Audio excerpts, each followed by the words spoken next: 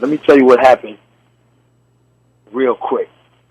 That Friday, I was rushing. It was almost time to go home. I got to take the bus home. The bus in the South don't run like the bus up north or buses in big cities. This is Charleston is their second biggest city. They got like maybe 120,000 people. I probably know 120,000 people. But anyway, when it's all said and done, the guy ran up on me. He said, yo, you almost hit me. And he could vouch for it. I'm not going to back down. Even if I'm wrong, I'm not backing For down. real, that's But I know I'm playing on an uneven playing field. So the guy was like, yo, you almost hit me. I said, look, calm down. I said, one, I didn't see you. And I said, if I almost hit you, I apologize. I'm sorry. And he was like, you don't know who you messing with. And in my head, I'm saying, you don't know who you messing with. I said, please, I'm sorry. And the more I apologized, the more he thought that you were weak. Soft. Right. Yeah. Oh, man, little did he know. So he kept on yelling, and I told him, I said, one, I pointed at him, at his shirt. He said, don't put your hands on me. I said, I'm not touching you, but that shirt says the name of the company you work for. You don't own the company. Right. He was like, yo, you don't know who you messing with. I said, listen, man, like I told you, I'm sorry. I said, he should have picked up on that.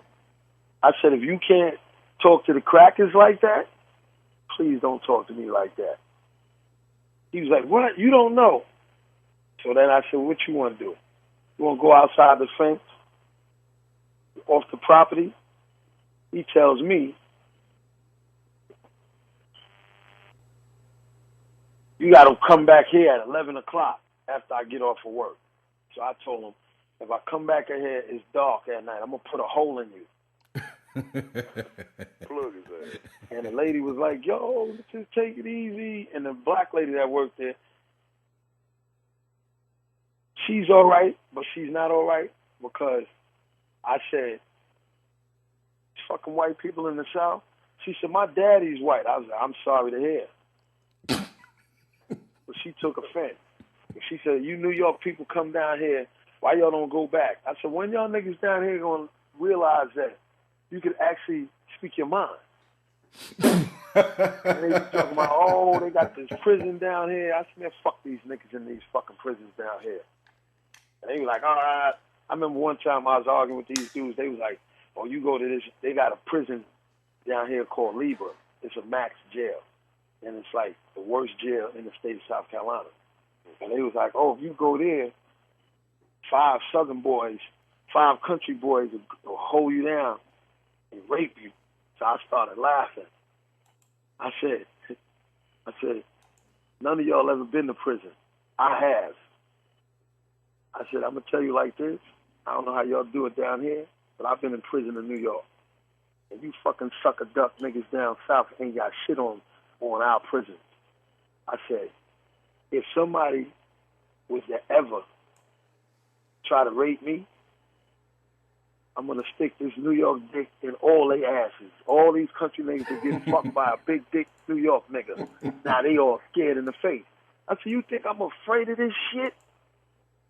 I said, New York, the state of New York got more prisons than any other state. Now they're looking like. So, you know, I like that they don't like me. I don't care. I'm not here to get votes. But you know what, though? No, but for real, I feel the same way, too, about certain knuckleheads that don't like me. I like that. You ever think about that, Kofi? I mean, like just certain people, no matter where it is, that you don't like them. They don't like you, but I'm good with that. I don't want you to like me. Well, I face that. I face that daily. You know what I'm saying? Even up here, I face that when I hit that fucking bridge, man. As soon as I go across that bridge, I know they don't want me there. But, I'm just the type of motherfucker, just ask them, and that's what I do. Sometimes I just fuck with them. They see me in the aisle, they run out the aisle. So I go and follow them, like, hey, you don't like the skin bothering you and shit? So they just look stupid, oh, no, it's not like that, sir. It's not like that, sir. And I'm like, no, you seem like you got a fucking problem because you don't want us in your store. And I noticed that shit. And, another thing I've been noticing, man, that shit coming from the Mexicans, too, man. Because they're learning that. They learning that from the Caucasians here. But don't forget, the Mexicans want to be white. A lot of them consider themselves white. Exactly. And the white folks got them fooled with that. And that helps to split us all up. And then they looking at us like, but then how quickly they forget. So they'll put them in that state of mind where they think that they're closer to them because that's what they're brainwashed to want anyway. And then they'll do the bidding of the racist white folk. That they shrewd, man. They shrewd. Yeah, and the lighter skinned Mexicans, they called it. I heard a lighter skinned Mexican called a darker skinned Mexican a coconut. Oh, and I'm like, wow. What the fuck is a coconut? And it's like he dark on the outside but white on the inside. Oh, what kind of bullshit for real? See, but let me tell you something. Let me tell you about these Mexicans down here. See, the white people think they so smart. If they were so fucking smart all these years ago, they wouldn't have went to Africa. They could have got the Mexicans to work a whole lot harder, and they could take the heat. But see, they think they smart. But what makes me mad about these people, you know who's your worst enemy in South Carolina? The other black people. Of course.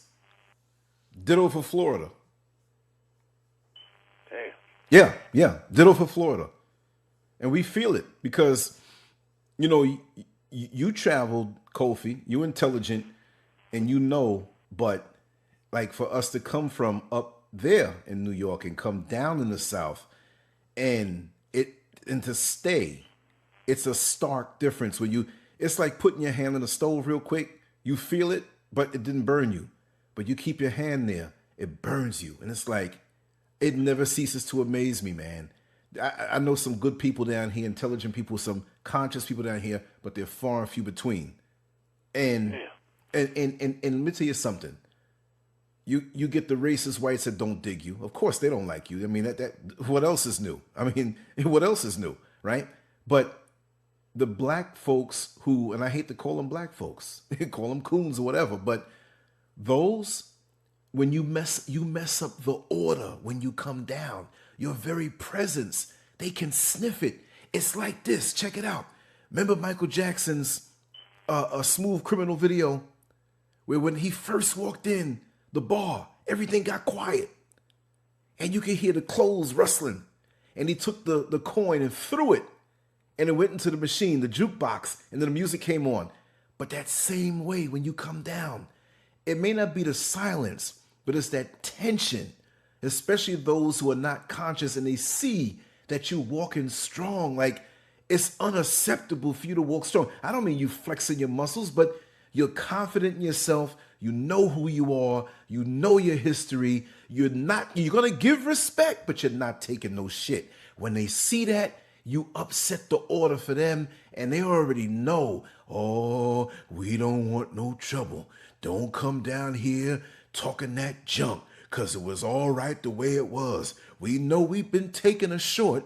We know the white man don't like us, but we live over there peaceful, and they live over there peaceful, and we know not to cross the train tracks. That's the way it is. Just from your presence, when I came down, I said, I think I might want to have a house built over in that neighborhood.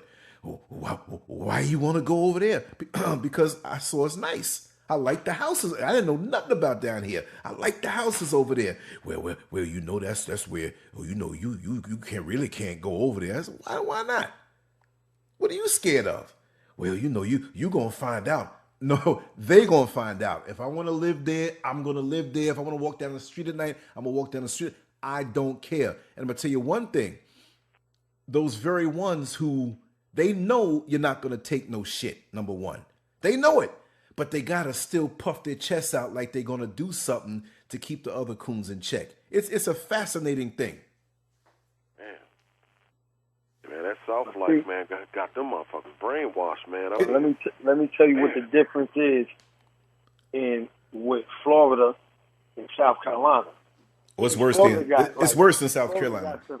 Florida got some major cities. They generate money. So you're getting different type of people coming through parts of Florida that would never stop in this state. Okay? This city has about 120,000 people. Second biggest city in the state. Columbia is number 1. But I try to explain to these people, I say, see how y'all got these Mexicans walking around and they talking shit and they got shit more than you niggas and they just got here? I said, we got more Mexicans than you got in your whole city. I said, Mexicans and Haitians don't get no respect in New York. And they looking like they can't understand that because a guy at my job, he said, your name is Carlos? He said, you Mexican? I said, oh, do I fucking look Mexican? I'm Puerto Rican and black, and I'm from New York. Oh, see, what he said when he moved to Florida, how the people look at him, these black people, they do the dirty work for the white people. See, white people don't want no problem with the people from the North. They know that the niggas in the South ain't going to say shit. Mm-hmm. So they stay away from the people in the North. Mm-hmm. Like me, I go in the store, and I'm always on the phone. But see, I got a Bluetooth. These dumb niggas are still holding phones to their head. So now, I walk in the store, and I'm like, yeah, Kofi, you know them niggas over there. And then everybody just starts looking at me. Because they hear the way I speak. And then, you know, they got the nerve. Oh, you be talking like you white. I'm like, yo, I'll fuck you up. These people are so afraid of northern niggas. And I told the dude at my job, the supervisor, one time before, I said, look,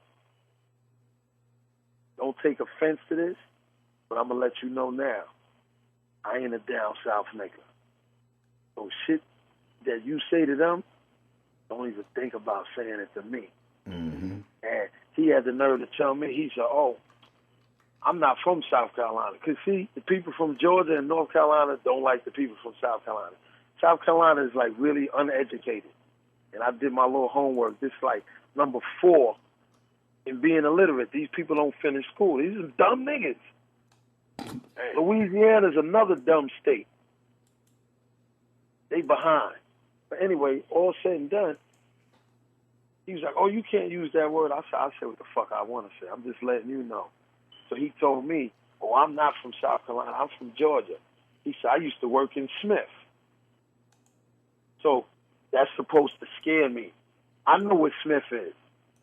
Smith is like one of the roughest max jails in the state of Georgia. He said, I used to work in corrections. I said, I used to live in corrections.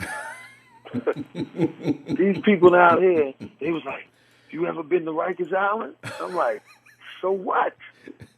They was like, we heard that's the worst prison in New York. I said, first of all, that's not even a prison. It's a fucking detention center. I said, it's a whole island. Maximum, it's a whole island with bus lines. Jails on it. And I told these people at full capacity, it's not full now, Rikers Island was holding 30,000 people. But it's not a prison. I said, dudes that was tough on Rikers Island, go to the prisons in New York and be scared to death. And now it's a different ball game. You ain't home no more. You up in the mountains where you get stabbed up. You really don't got to worry about being raped in New York because most of the people is from the 5 boroughs. So if you did something like that, they'll fuck around and kill your whole family. It's just like I try to explain to these people. They killed the guy. I don't know if you're familiar with the Eric Garner situation. Oh, yeah, I'm familiar with it. Well, they choked the man out. That chokehold was, like, banned, like, since 93 because they killed the guy in Queensbridge Projects with that chokehold. So the New York police can't use the chokehold. They used that on that big dude and killed him. I said, listen. I said, y'all seen the news? The black people were saying, yo, from now on, we're going to just start killing the cops. They said, this is exactly how they said it to me. Mm-hmm. Them boys up in New York ain't built like that. And I started laughing. Oh, wow. I said, yo, I give you 6 months. They'll put a couple cops down. 6 weeks later, 2 cops was killed. Yep. 2 weeks after that, 2 more got shot. I said, New York ain't fucking playing. And then Baltimore flipped out. Mm-hmm. You know what they say? Oh, y'all boys be tearing up shit. Oh, it's sad to say, but that's what gets the point across. Well, look, that's how the oppressor does his enemies. You tear shit up. So do the same thing, even if it's not the same method. You might have some fat chick working at McDonald's, and the racist white lady will say, "Well, you know, you niggers," or whatever, hounding her every day. Because I saw a situation like that where this girl was like a new cashier at McDonald's, and she was trying her best. This was up in New York. And this rich, affluent white woman, she jumped the line, number one, and she was demanding stuff from this girl and just trying to jack with her on the price of the coffee. And she was nervous, and she was trying to be humble, but she couldn't lose a job, you could tell. And it was like, look how these people do these people. You see? Because if that was little Becky back in her neighborhood on the job, oh, take your time, you're learning. But she had to really, she said some things under her breath, you know, to her other friend about, oh, yeah, she's nervous. She can't lose this job. She's probably got 8 babies at home or something. So I jumped in because it wasn't my job, and I tore her a new asshole verbally. But what happens if that young black girl who was behind the cash register, taking this kind of punishment every day, decided instead of putting 2 sugars, had a little pack of cyanide? You understand? So these people get so high and mighty that for some it may be taking the cops out. For other ones, it may be sprinkle a little something in your food. Have a good day. This is your last day, bitch. You know what I mean? So you keep pushing people, and some of us ain't gonna take it. That's why they don't like when you come down into the South from the North, because we don't understand this kind of you better fall in line type thing. The biggest thing they can do is, I'll have your job. That's the biggest thing they can come with, is taking your job. But we know how to hustle. We know how to make money out of nothing. So then what? Because it's like you got to have something hanging over your head for fear purposes. And when you walk fearless, they can't stand it. Because we damn sure don't fear them. And you got to look at it, man. It's like this old quote, man. It's like a quote from a book called The Lauren Legacies.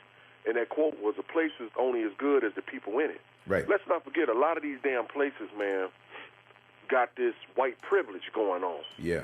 They never lost their white privilege, so they think they can still do that shit on people. Right. So they use that shit south, north, east, and west. Yeah. And they still use that shit on people and think that we, like we supposed to just bow down like it's the 50s and 40s and shit with our heads now. That shit ain't happening no more. The last time the police pulled that shit here, like I told you in our last video, in our interview. Yeah, tell Carlos about that. That shit. Yeah. We man, this tore this whole motherfucker down. And they were scared, and what they did, instead of protecting the black people, they brought in the fucking National Guard to protect the white folks in St. Joe. So they put the National Guard on the bridges, and they came from the bridges up into Ben Harbor from the bridges. The only way Ben Harbor people can go was to the hospital. Like, if they had to go to the hospital, that was as far as they can go, because they had, that shit blocked off, with the police was right there holding that fort down by the hospital, and the damn National Guard on the other side of the bridge by the jailhouse. See, Kofi, and he coming off in Harbor, pushing the niggas, pushing all the black folks back. And I'm saying, okay, y'all wasn't here to protect us or protect no black person. You motherfuckers are here to protect the white folks in St. Joe to make sure none of them get hurt. Right. See, tell Carlos, St. Joseph on the other side of the bridge is the 99.9% white side. And white, upper class, white people, Right. And on Benton Harbor, for the most part, they're struggling, the whole town. And nothing's going on there really, really, really. All of the resources, the hospital and the jobs and stuff, for the most part, are in St. Joseph, you see. And when you go there, you're not liked, or there's tension, and it's a sundown town. You better be out of there. And that's the unwritten rule. Yeah. And they nitpicking, they do a lot of nitpicking and shit. Even like the brother was saying. You get on the job, see the way they do it here. They don't come at they don't come at you and try to with that bravado shit, because they know what's gonna happen. So what they do is they file a complaint on you, or they won't say nothing, or they'll try to instigate up some shit, get you mad, So you can act out. So when you act out, oh, look, see what he did? See what he did? He hit me. Yes. And then next thing you know, they get you fired. They go behind your back, talk to the boss.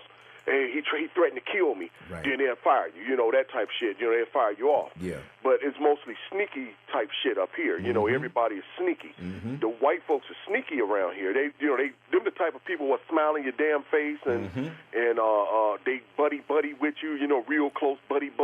And then next thing you know, they just stabbed you in the back. It's them type of cowards up here. So that's what we deal with, Now, I lived in Fayetteville, North Carolina. When I went down there, man, it was the first time me running to the Klan. I go down there, they in full sheets and shit, burning a cross. And I'm saying, damn, it's like that down here? And so my family's like, yeah, it's kind of fucked up down here. So, we go down and, we go in the store and shit, all that shit. He like, hey, look, y'all boys get what y'all gonna get up out of my store. What the fuck? We not used to this shit. We from the north. Hey, man, what the fuck you talking about? Hey, we don't let y'all colored boys come up in our store. What kind of bullshit is this? So, yeah, that South can be something, man. I traveled down through there for a little bit, man. It can be something, Yeah. It's a motherfucker, man. But I never knew how South Carolina was, until the brother just told me how a lot of them get down there. This place is real ignorant.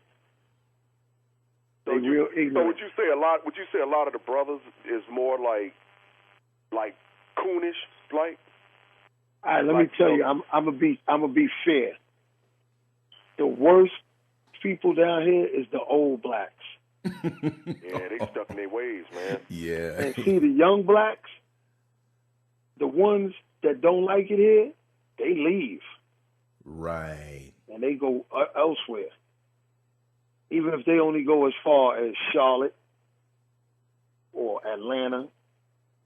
See, a lot of these people from South Carolina, they don't want to, they be like, man, I ain't going to the big city. I said, first of all, New York is a small town. Right. It's got a lot of people. Yeah. The land-wise, shit is mad little.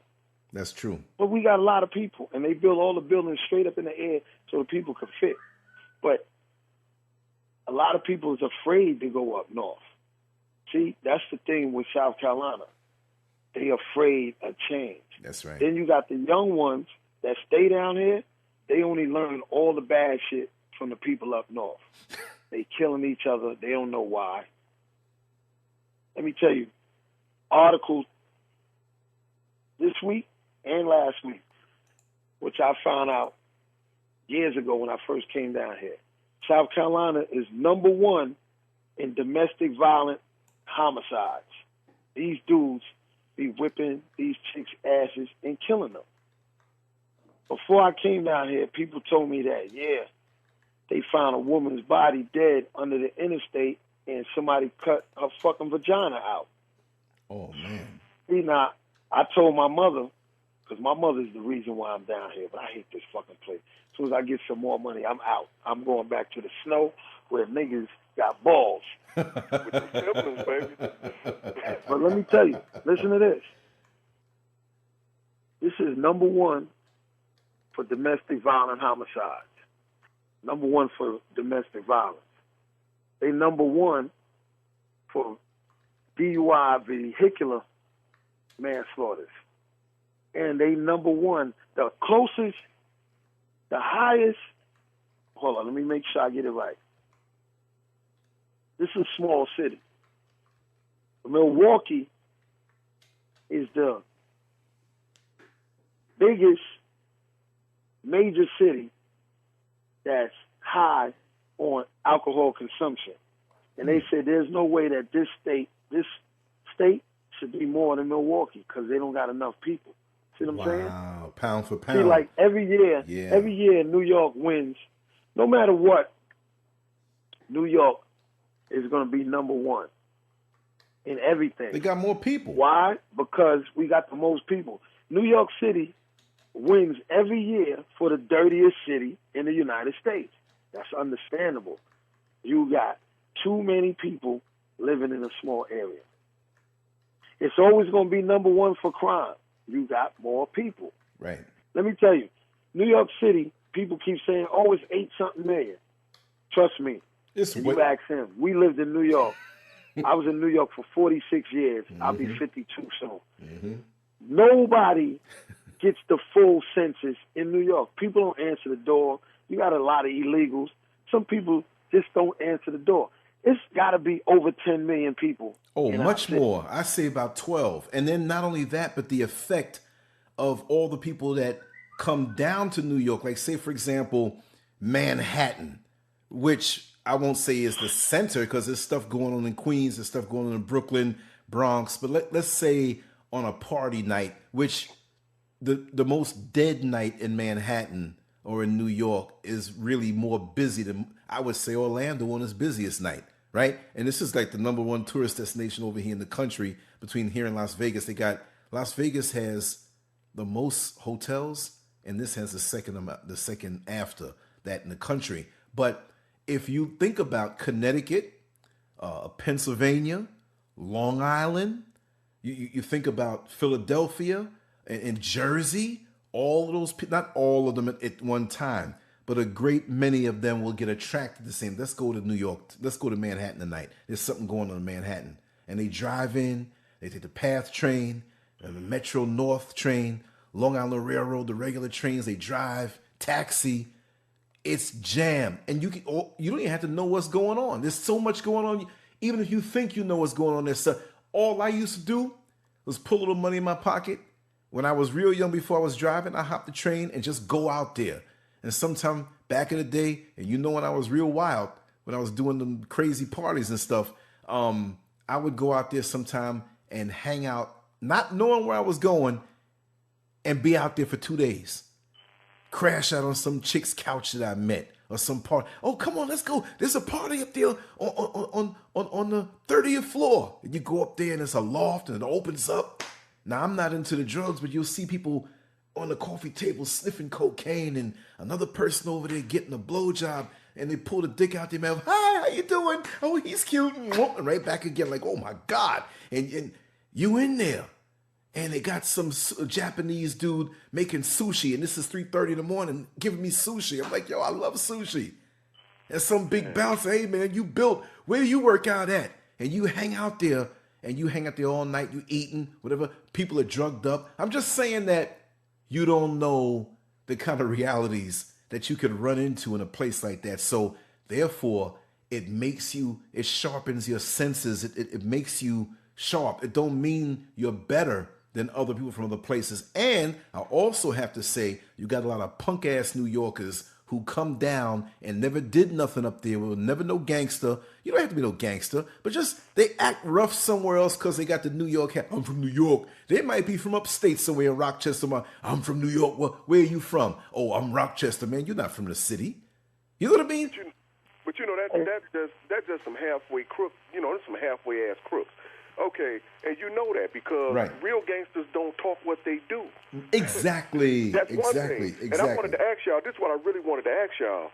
Okay, how's it like in New York, you know, for the blacks versus the whites living there? You know what I mean? Like, how is it crushed together in the neighborhoods for the blacks and the whites live in the Hamptons or some shit? You know, I always wanted to know that. Okay, you know? Check it out. I know, Kali I'm gonna give a quick answer that the lines are sharp. Put it this way: you got Jews in Crown Heights, and you have blacks. What's the part next to Crown Heights, Kali? It's slipping me. I've been out of there too long.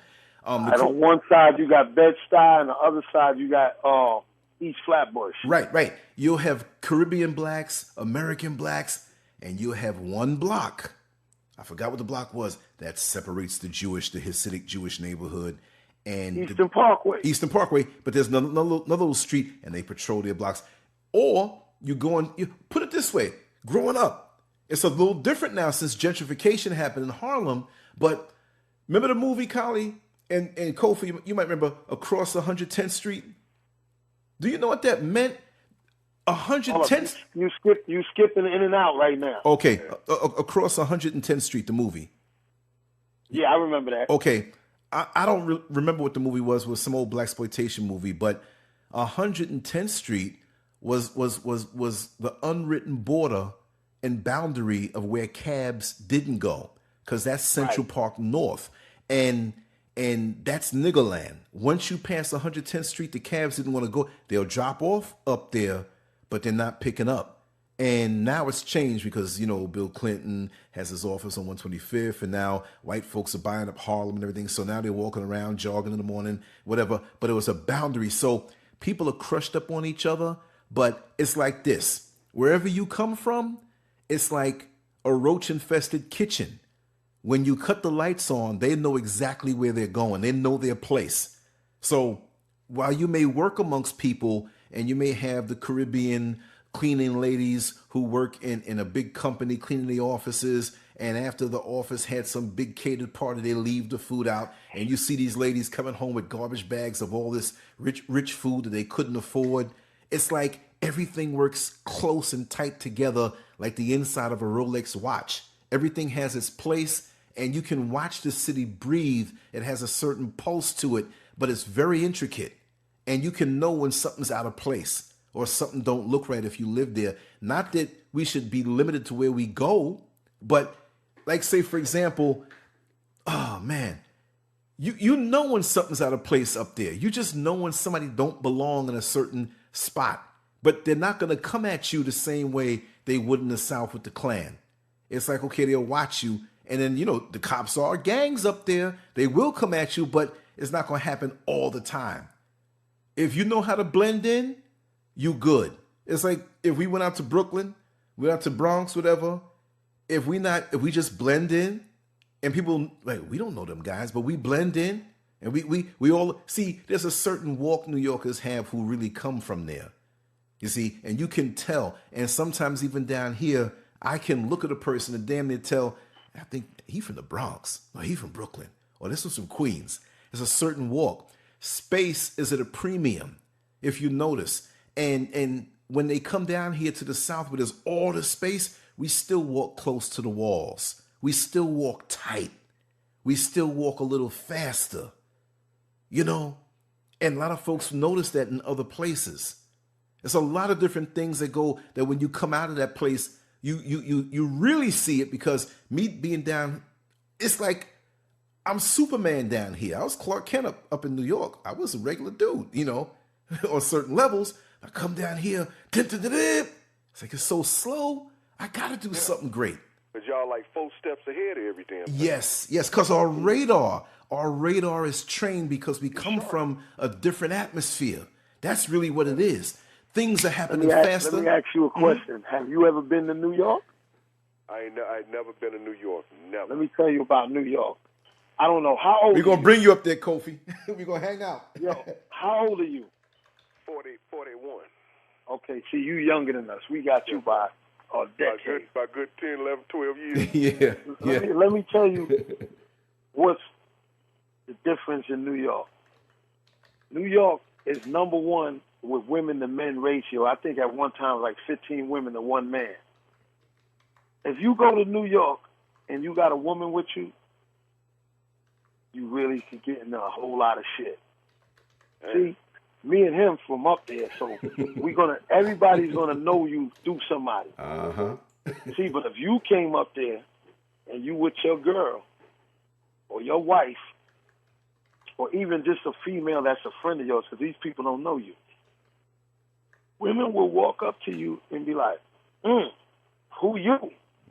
So they could, let me tell you, the women in New York City is like fucking, they like wild animals.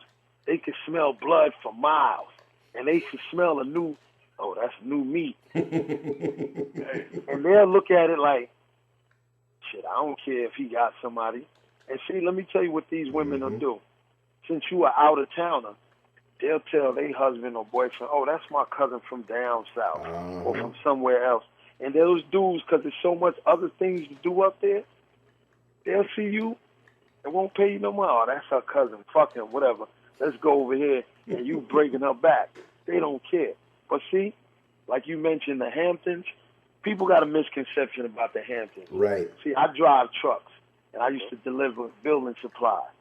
Hey, yo, the Hamptons is not all cookies and cream. They got some fucked up areas out there. They just paint that shit on TV, make it look good. They don't show you that shit. They don't show you. See, New York is so funny. We could be on, I'm going to give you, because most of our neighborhoods is numbered streets in Queens. You could be on 134th Street. That's our block. Yeah. Good old 134. You got people that grew up with two parents. Right. Working middle class. Yep. And they doing pretty good. We could walk 2 blocks across the expressway, and you be like, yo, what the fuck just happened? People don't got no grass in the front yard. The fence is ripped down. The steps is fucked up. Those are people that rent those houses that's on welfare. Yeah. Mother's a drug addict. Father's a drunk. And it only takes you about a minute to walk over there. That's right. But now if we walk the opposite direction, we'll be in an Italian neighborhood. Now, but let me tell you, have you ever heard of Howard Beach? No, I ain't never heard of it, bro. All right, Howard Beach is a section in Queens where a black kid got killed running from a mob of white kids. Right? Back in the 80s. And he ran. This was in 88. He ran, and he jumped over the fence and ran onto the parkway, running from the crowd, and got hit by a car. It went down that it was racist. All right? Now, I'm going to be for real. I'm always in the street. It wasn't racist because the other 2 black dudes they didn't run from the crowd. They were outnumbered. They was probably about 20 kids. But when they chased them, they pulled a knife out and backed the crowd. And the black other kid, he just kept running. He wasn't looking back. But the reason why that happened, and it's sad, because those other 2 dudes sold them white kids some fucked up drugs. And that's why they was chasing them. And if it was white kids that sold them drugs, they'd have chased them too. But see, New York likes to keep shit stirred up. Oh, this is good to sell newspaper. Racist attack. See what I'm saying? Now, I used to be in Howard Beach 2 times a week, street racing. And let me tell you one thing about New York. You got a lot of prejudiced people wherever you go. But when it comes to something that everybody likes, that goes out the door. Everybody gets along. Right. It's like doing bodybuilding, man. They had these bodybuilding gyms over in Bath Beach, and what's the other was it Dyka something? Dyka Heights. Dyka Heights. Brooklyn. Yeah, me and Junior and Joey and Manny and Michael used to go over to the contest like back in 1980, and that's when my first competition was in Bath Beach, and everybody loved bodybuilding, man. So it wasn't like that. You can tell certain dudes they had, but after you kick their ass on stage and you all get along, but maybe if you came back through the neighborhood when it wasn't something going on, maybe a little tension, but you were there and it was like, okay, we love this thing. So we never had no problem like that. You're right. You're right about that. See, let me tell you something funny. You could be black and you got a better chance in the white neighborhood than you do in the black neighborhood. You could be white and got a better chance in the black neighborhood than you have in the white neighborhood. Because most people in New York, when they got a problem, it's a problem with their own. When it's a few issues that got something to do with a black and a white, they throw that shit into the newspaper. Now, see, and another thing, the brother who posted a Facebook page, I'm gonna give him credit. I'm not gonna say it like I'm the one who said it, but Arthur Grooms, Crooms is his name. Grooms or Crooms, slipping me right now. But he's always, putting stuff up. And he was saying how, a lot of white folks like to counter, well, what about black on black crime? But what Carlos is saying is right, because look at the neighborhood. If we live in a neighborhood of black people, who's gonna be the ones getting into stuff? Look at the white. They don't never say nothing when the Italian kids is fighting each other. Exactly, but in the white neighborhoods, no matter where they're from, as far as Europe is concerned, when they have crime and stuff going on, it's the other white people. Same with the Asian community. Maybe a little less, they're busy doing mathematics and stuff and copying electronics. I'm bugging, right? No, but it's because of what's around you. But like you said, you're right. They like to focus on something and stir stuff up. I mean, because because I'm not into politics or nothing like that. But let's think about it. It's it's politics season. Okay, they sensationalize every damn thing. The soundbite. They heighten that shit with propaganda to make black folks. They gotta hype it up. So. The rednecks get fired up off this shit. You know what I'm saying? Yeah, hey, we need because they ain't exposed to nothing. Make America great again. All that shit. Right. Yeah, they want to make it great. So they want to go back to where what the fuck you mean by making it great again? But look at it. So look at back to what it used to be. Yeah, but look at Donald Trump to making it great again, and he's the biggest businessman outsourcing doing business with other people to keep things cheap. Come on, man. Come on, made in Mexico. Come on, let's be real, man. His suit line is made in Mexico. Mm-hmm. But this is the stuff that they put that out in the media. Of course, they're gonna plug it out there because they back to calling us savages. Hey, like we talked again, they back to calling us savages and thugs and now Black Lives Matter. Now they making all that as racist terms. Because now they want to take America back to the cowboy days, back to Ronald Reagan days. Yeah. Back when a white man just dominated and the black man knew his role and shut his damn mouth. Mm-hmm. That'll never happen again. Black folks will never shut up no more. Hell with that. The old generation now, just like the brother said about the older generation is so damn passive and old-fashioned, we got the same thing up here, man. When I talk to an older guy, an older crowd, and say, man, what's up? Why did y'all didn't fight back then? It was people who stood up for themselves. See, if we would have fought back, y'all wouldn't be here today. So now you want me to lift you up as a fucking hero because you was passive? Right. What kind of shit is that? Hey, hold on a second. I'm gonna answer this other call. Keep talking though. Yeah. Okay. Yeah. So they want, so they want to be passive, and it's like, okay, so you want me to lift you up for being passive in the past? And I said, a lot of the disabilities of our black youth came from some of the parents. Right. And Hey, Lance. Yes. Excuse me. This is Crystal. I told her if she got something to say, she could say it too. But go ahead. Kofi. What's up, Crystal? How y'all doing? All right. You on the show, so let it hang out if you want to. What show? We recording something right now. We're in a conversation right now. We got how up north in the south is different. Oh, okay. Yeah. See, because she's from New York. She's from our neighborhood, but she. Yeah, Crystal, say hi to Kofi. Kofi's on the line. Yeah, Kofi, that's Crystal. Crystal, that's Kofi. He's from Michigan. Yeah. Oh, how you doing? All right. How you doing? I'm all right. But look, check it out. She found out what it's like, how it's different from the north and the south, and she moved to Atlanta. Yeah, I got nieces stay down there. Yeah. Oh, you in Atlanta now, Crystal? No, she was, but she moved back to New York. Oh, okay. But yeah, it's crazy. But let me tell you something. It's like I was telling my mother about this kid that was locked up with me. Oriental kid, real cool. So I was telling my mother, I said, I was talking to this other kid, and the Oriental kid, when we was getting ready to go home, he was like, yo, I'm going to cook for y'all because y'all getting ready to leave. I'm like, all right, cool. He was making some real good shit. He said, I'm making you the Chinese food that... The real stuff. That they don't...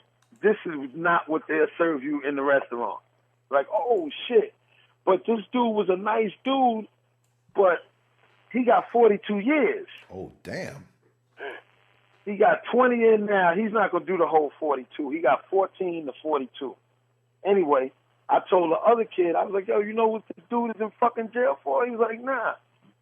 Fucking armed robbery, attempt murder, nicest dude you'll ever meet.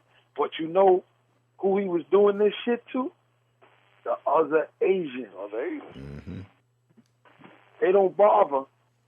It's just like when I came home, white kids and Arabic kids was talking about, what's up, my nigga? I'm like, what the fuck?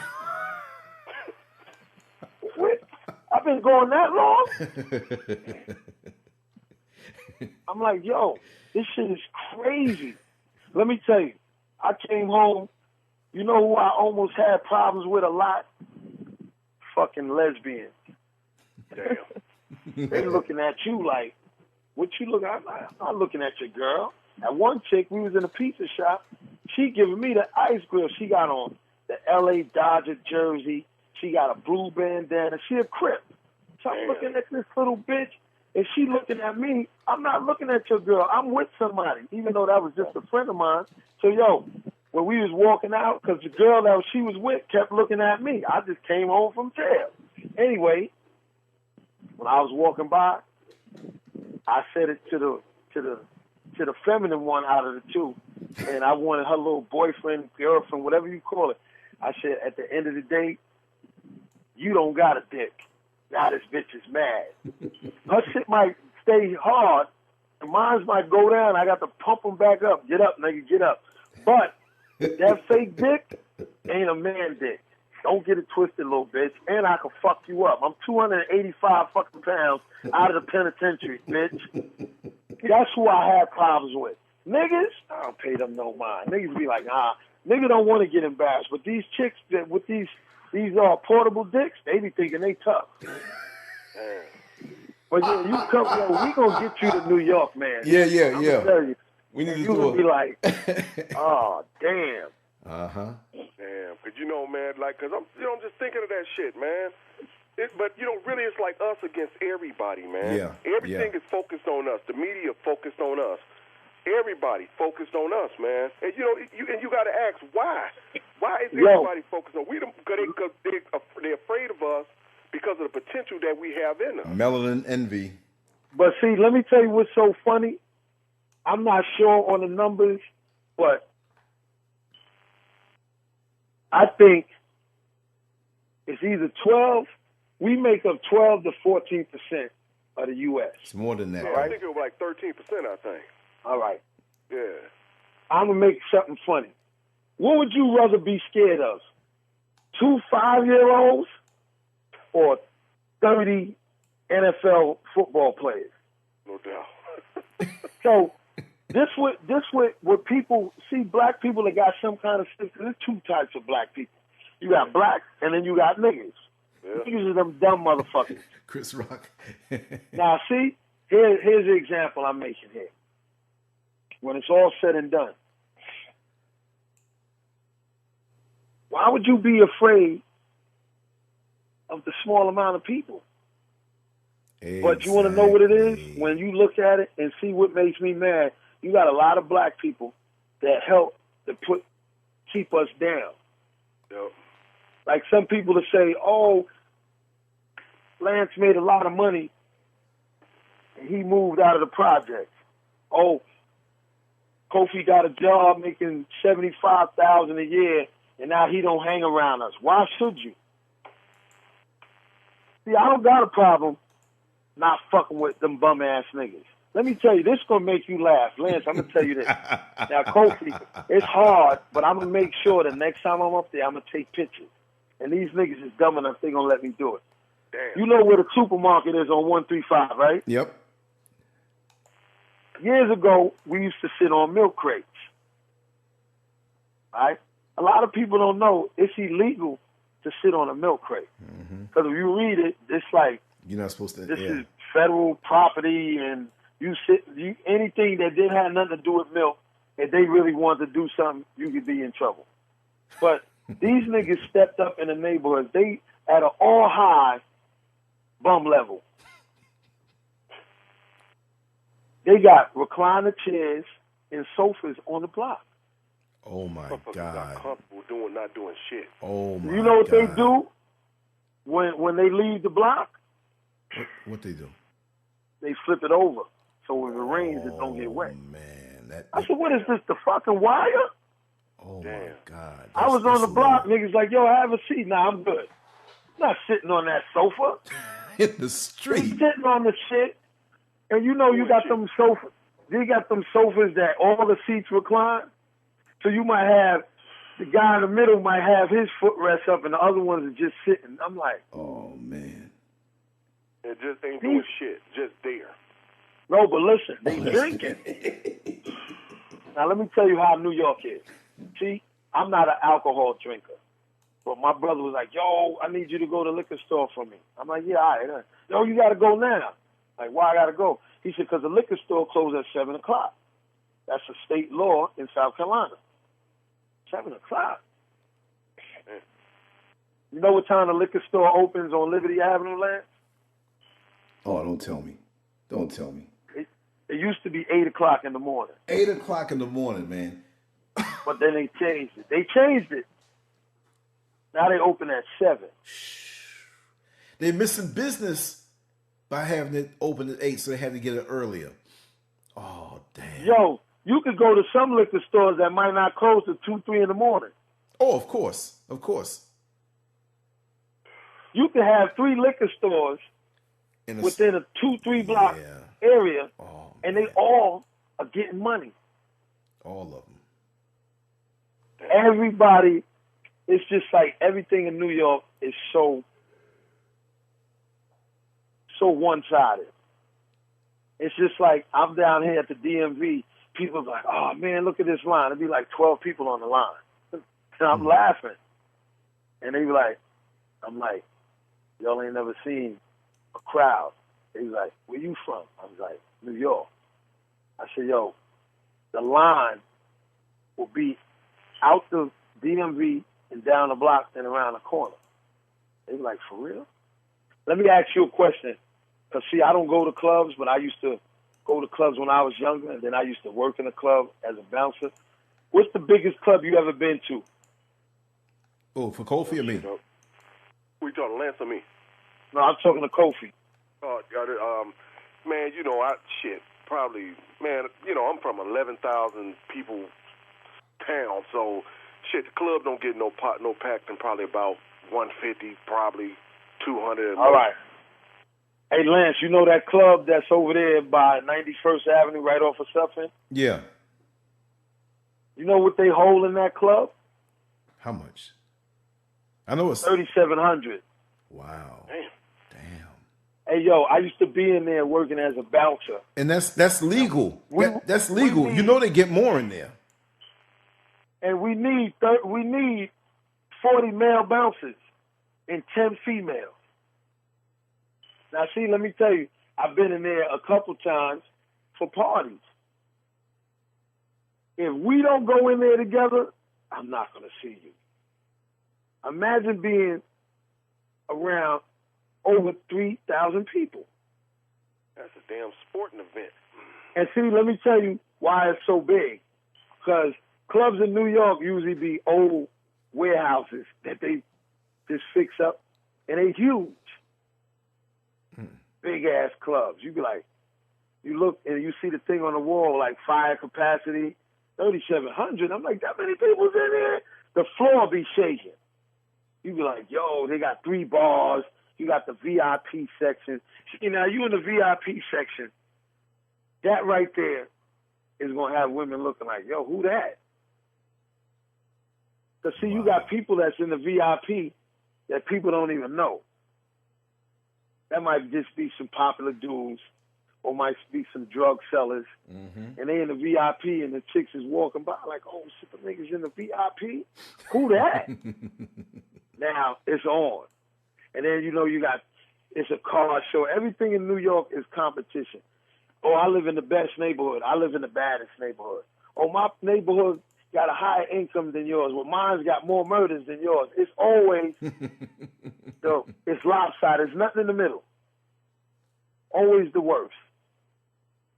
So when you go to New York, another thing, you really don't need too much money. You can go stand on the corner, and it won't be nobody out there. And 10 minutes later, there's 30 people out there. Uh-huh. Somebody will pop the trunk. The music is blasting. Girls is coming. They dancing. They shooting dice. And it's like, and the cops arrive by, because it's real crime up there. Right. As soon as the cops get on their shift, stuff is jumping. As soon as they get on to the time they get off. Let me tell you what's funny. I got locked up for arguing with this lady that lived in the house where I was living at. Like, they had rooms. She stole a bottle of soda out the refrigerator. All right? I knocked on her door. She opens the door. She got on, like, some little negligee shit. I said, yo, did you take my soda by accident? I'm giving her a way out. She was like, no, but I looked. I saw the soda on the dresser.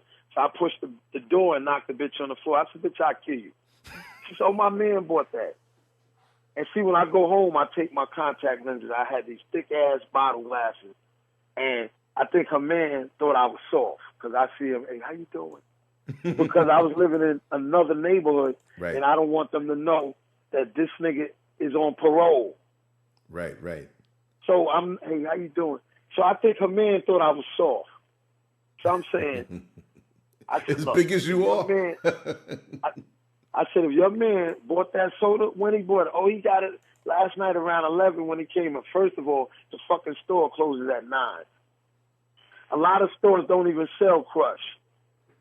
I said, bitch, I said, you know what? Call your man, and if he tells me in my face that he bought that soda, I'm going to knock his fucking teeth out. This bitch called the cops. The cops came. They said, what's the problem? The white cop and white female cop. She said, he pushed me. They said, what happened? I said, I pushed her because she stole my soda. Okay? The white lady cop goes, you were dressed like that? She said, yeah. She said, what woman would open the door knowing she's not dressed? Look at the size of this guy. And I told him, I said, look, I'm going to be straight up with y'all. I'm on parole. I just finished doing a 10-year sentence. But I'm just telling you, she stole my soda. So she said, there's nothing we could do, miss. She was like, what do you mean? What, are you fucking scared of this nigga? Oh. So they go, watch your mouth, miss. Oh, wow. She was like, fuck that, you white motherfuckers. Blah, blah, blah, blah, blah, blah. They said, we're not going to lock him up. She said, I want to see your sergeant. So they had to call the sergeant. The sergeant pulls up. They about a half hour later. They in a Jeep Cherokee, unmarked. They get out. What's the problem? They was like, this lady. The sergeant said, all right, you two officers, you can go ahead. We'll take care of this. She said, this guy, he's on parole. Look at the size of him. He pushed me. What for? Over a soda bottle. I said, yo, she stole my soda. And she lied, and I pushed her. He said, there's nothing we can do. This bitch says, if y'all don't lock him up, I'm calling internal affairs on you. The cops go. They said, listen, we know you're on parole. You seem to be a nice guy. You was straight up with us. They said, we're going to lock you up. But we're going to take you to the precinct and let the desk sergeant be the arresting officer, and then the case will get dismissed. Because the desk sergeant can't make an arrest in the street when they work in the precinct. Right. I'm like, look at this shit. This fucking black bitch. Yo, you know, they let me out like 5 hours later. You know, when I got home, that bitch was gone. Her and her man was out of there. So I called this girl that's a friend of ours, which I won't use her name, right. But she works for NYPD. Mm-hmm. And I gave her the lady's name, and she like, oh, she got a Maxima, green Maxima, such and such, plate number, and she got an address in the Bronx. Ooh. She said, whatever you do, you didn't get this info from me. Right. But then I thought about it. I said, you know what? What I'm going to do? Fuck this girl and her man up over a soda? Right. Just leave it alone. But that's the shit that I be saying about black people who want to fuck you over, and then white people come around and they want to jump in front of the bullet for them. Mm-hmm. When they not going to do that for you. Right. Now, every white person is not bad, but white people can't get along without us. They need us because we built to do shit that they can't do. They fragile. I'm gonna be for real, and I'm not saying it because I'm black. I'm saying it because it's the truth. It's true. The original is always going to be. Too long, shit. The original is always going to be better than the copy. Right. You already know that. Just like people don't understand, a polar bear ain't nothing but a regular bear that ended up when the Ice Age or whatever broke off and he got stuck and ended up in the cold part and he lost his pigmentation. Right. That's all that is. An alligator ain't nothing but a a copy of a crocodile. Crocodiles is more original. If those two was to ever fight, the crocodile will kill his ass. That's right. But they don't got no crocodiles in the United States except for the ones that they bought. I heard they got like 200 in Florida. But they bought them shits over here. Yeah. See, the difference between those two, and it's funny because crocodiles can live in salt water, but an alligator can't. But see, crocodiles in South America, Africa, Asia, and Australia. Those places don't got alligators. All right? When it's all said and done, yeah, what we does the it tell crocodiles. you? Yeah. And the alligators are the white people. Now, they tough. They'll fucking rip your arm off, too. But you ain't going to run up on a crocodile like you can run up on an alligator.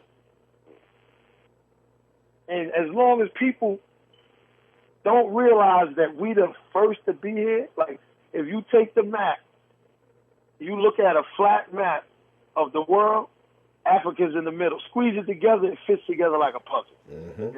Yeah, I've seen that white lady do that shit. Mm-hmm. I've seen that on a video. And people, I told them that, they be like, "You're so smart." No, I'm not. A little kid can see this. Yeah, a lot of people want to be blind on purpose, man. Blind on purpose. See, let me make you laugh.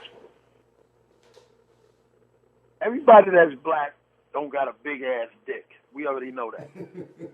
But I'm gonna give you an example. All right? What kind of clothes was the Africans wearing back in the day? That loose stuff. Right, because it's hot. Right. Now, y'all both black. What happens if you pull your dick out and it's cold outside and you got to pee? Cold makes shit contract, right? Exactly. Make your balls shrivel up, make your dick shrivel up a little bit. So imagine if you grew up like in those mountains where it's cold. Of course your shit gonna be smaller, right? People don't understand that. What happens when you cold? Don't you walk with your butt like kind of clenched because it's cold?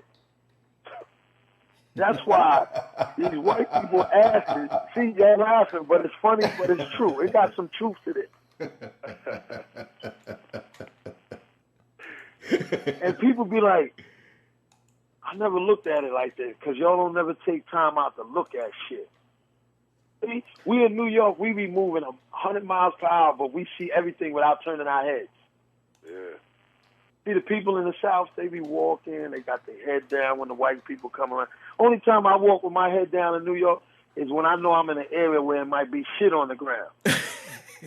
Other than that, I keep my head up. And I tell these people down here, yo, why you walk with your head down? And they can't tell me why.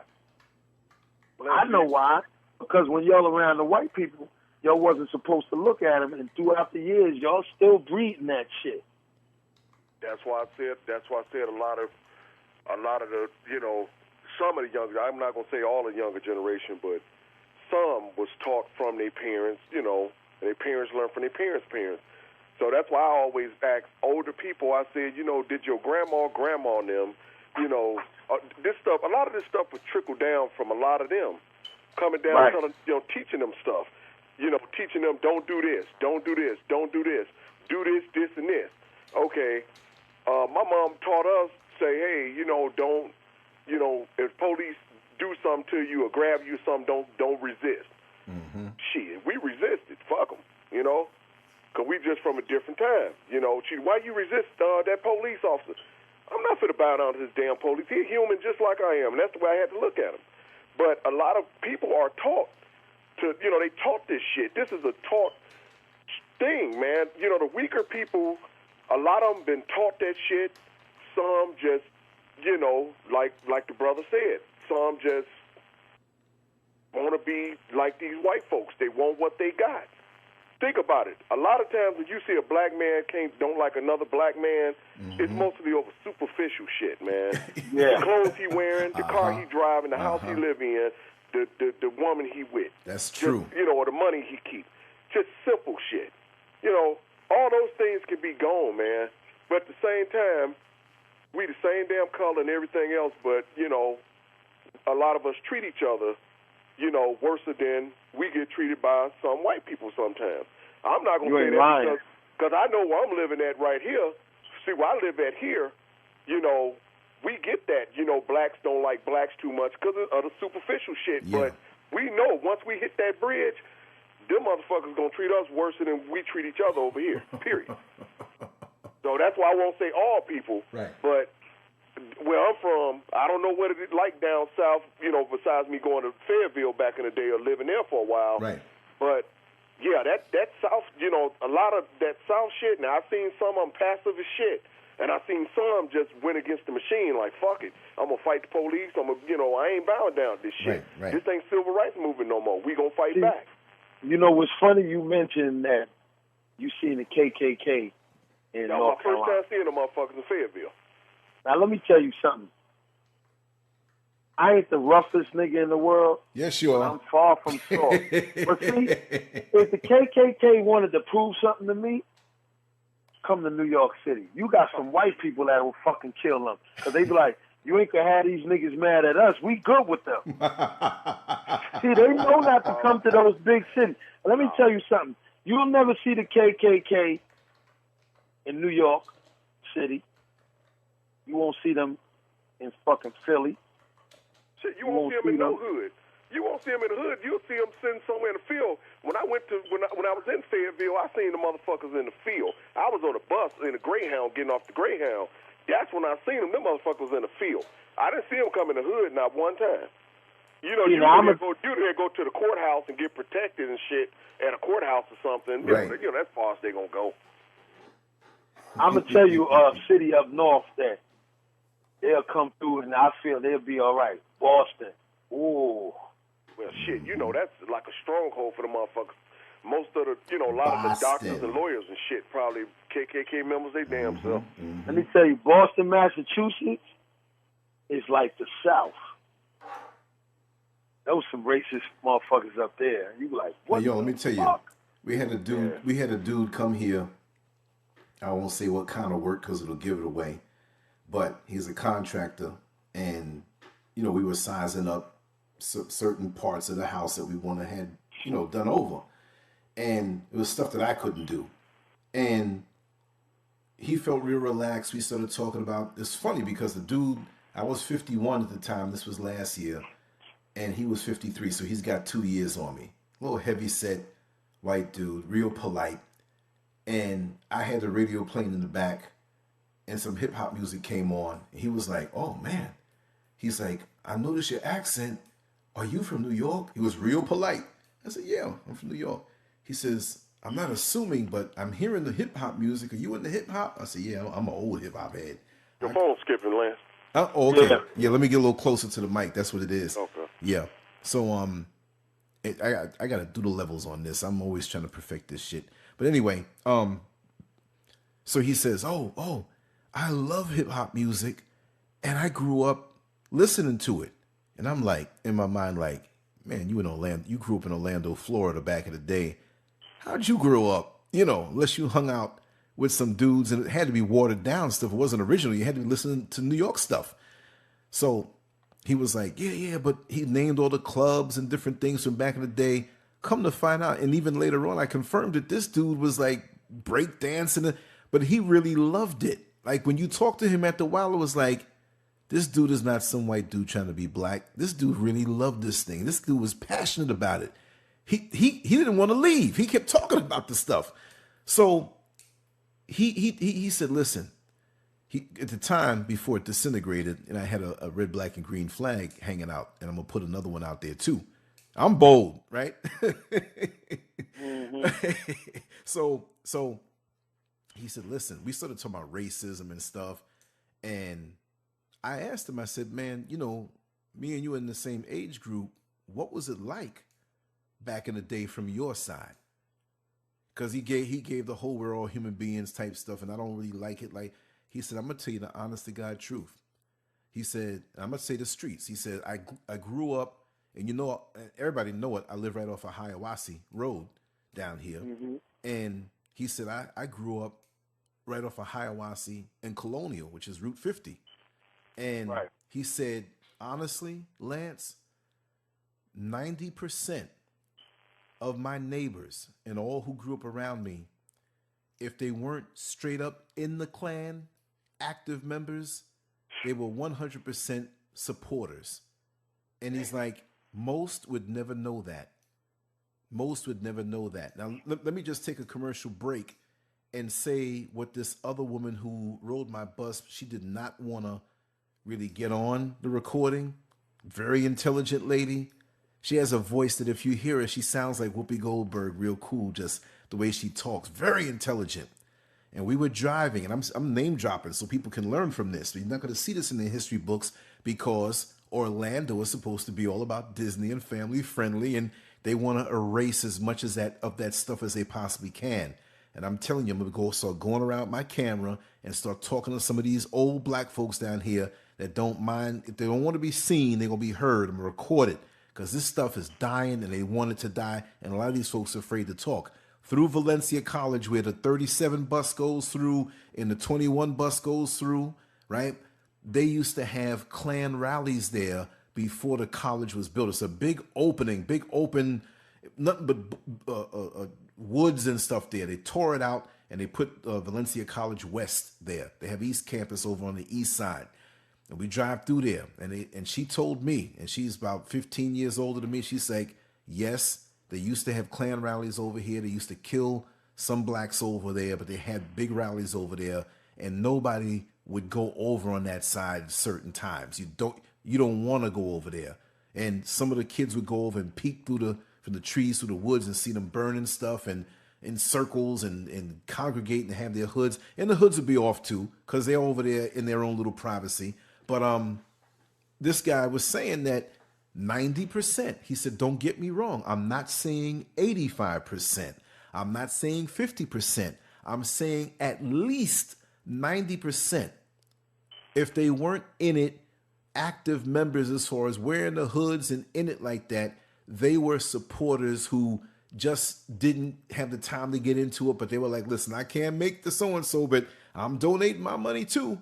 They were behind it, right? So if he's 53, and another thing, they didn't like his family for not, the father, his father and mother said, listen, we're not with that. We're straight up not with that. And so they alienated them. And he said, and look, we got white folks who are like that he said, my father raised me. I played with, and he wasn't trying to like suck up and say, well, I have some friends that are black, not that kind of thing. And he was turning red. He says, I'm so embarrassed. And I understand, Lance, I understand. He says, because we were alienated, man. We tried to play with some of the white kids like me in the block, and they didn't want nothing to do with me because they called us nigger lovers. And so we were isolated, So he was like, I'm telling you what he says, please. He knew what I did. He came in the back room. They called. He said, please don't put my name. I'm doing this thing as a profession. I'm not scared to stand up, but there's so many here now. He said, the bankers who redline people from getting property in certain places, judges and police officers who are raised in that, pastors and preachers who are raised in that. They're alive and well right here, and you in the same age group, possibly supervisors on your job. And I know in corrections, because there were Klansmen down there on 33rd Street, and yes, I'm saying it, that I talk to and I know their names, and some I don't know their names. So law enforcement down here, it's a stronghold. So when you see a guy like, it makes me wonder when I see a guy like Mayor Buddy Dyer. And I say, y'all don't know him. He's a mayor down here. And I said, man, if he grew up down here, he had to have some knowledge of certain things. I'm not saying the man was in it, but 90%. So then now if I talk about Louis Farrakhan or Akbar Muhammad or Nation of Islam or the 12 tribes of Hebrew Israelites, the Rastafarians, the 5% nation. Come on, man. I'm a criminal for that, for my culture. And let me tell you something. Down here, when you're a Christian, and I'm not talking just the title, but when you one of them little Christians that go to the church and don't want to make no trouble, you all right. They know they got you. They know they got you. They know you're subservient. Okay, so whoever don't like hearing that, that's the truth on how that racist stronghold down here, they will give you a pass. They get terribly afraid when you don't claim Christianity, their brand of Christianity. I know a young lady got on there, oh, you need to study your history, whatever. Hey, look, we can split hairs on history all we want. I'm talking about that brand of Christianity that they deem okay. Now you're safe, niggas. Keep being Christians while we exploit you. See? So today on the bus, there's a lady in the wheelchair. And I know she had that influence on her because she was raised here. I heard her talking over the years. She would always ride my bus, always end people's conversation. So there's a sister talking to me in the front. And we're real close. And before she left, she said, Lance, good talking to you, good seeing you. And mwah, I kissed her. Right? Kissed her on the cheek, but everybody thought it was on her. But that's none of their business. That could be a sister, that could be a cousin, that could be, you know what I mean? It don't matter who it is. Oh, that must be your wife. Oh, Lord. So I flipped it on her. I said, yes, it is. One of 6. I'm a Muslim. Oh, Lord. I have 6 wives. And I looked her dead in the eye. What? Oh, my God. I said, oh, my God, what? I look at it where you over here. Now, we know I was born here. We know I have one wife, right? But, you know, I'm messing with her, right? And so I said, right. I don't understand the sense of a dude saying he got one wife, can't be faithful to her, end up in court and divorced. I said, at least all my wives know each other. We get along fine. Economically, it works. You know what I mean? I said, I have peace. You understand? Huh? I don't understand it. I said, I don't understand you people either. Wow. Now she'll shut up. I'll say this, Lance. Say it again? I'll say this. You know, yeah. That's my thing, man. You know, like when me and you was having the interview the other day, you know what I'm saying? You know, I get no feedback until I say something about Christianity or whatever. Okay. But have you noticed the ones what's in the extreme Christianity, they bought into the whole, Christianity pastor say a thing. Oh, okay. God. They quick to forgive folks what done did something to, quick to forgive people what done killed our people and all that. We'll just pray for them. Mm-hmm. But they can't forgive their own auntie what probably made bad potato salad at the family center. You're right. But see, and it's mixed in. Christianity mixed in with the self-hate. And, we always have to be waiting on somebody to bring us something or that Jesus to come down. I'm not blaspheming the real Jesus, no. But that mythical character that they've made that the pastor uses to siphon all that damn money out your pocket and to get your pussy. I'm going to say it like that. To get your pussy. I was going to ask you about the older black people, because like the brother was saying in South Carolina, I will ask you, is it like that down in Orlando that they're, yes. The older generation is they kind of, the older black generations, they kind of. Yeah, there's a lot of them down here, and I couldn't give numbers. I mean, I don't know numbers, but I do know. You skipping. Oh, okay. Yeah, let me know when I do, because it's going to come out skipped on the recording. I'm going to get a little closer. What you saying about that? Yeah, down there? I can't really say numbers, because see, down here is a place that's changing so much. But I will say this, just in a broad sense, to paint it with a broad stroke, before Universal and Disney, those blacks who were born and raised here, okay? Bad. Oh God, I'm gonna have to really, okay. Yes, you're really gapping. Okay, hold on. Let me check these levels here. Okay. All right. Okay, I turned it up a little bit. I don't know if that's a little clearer. You can hear me?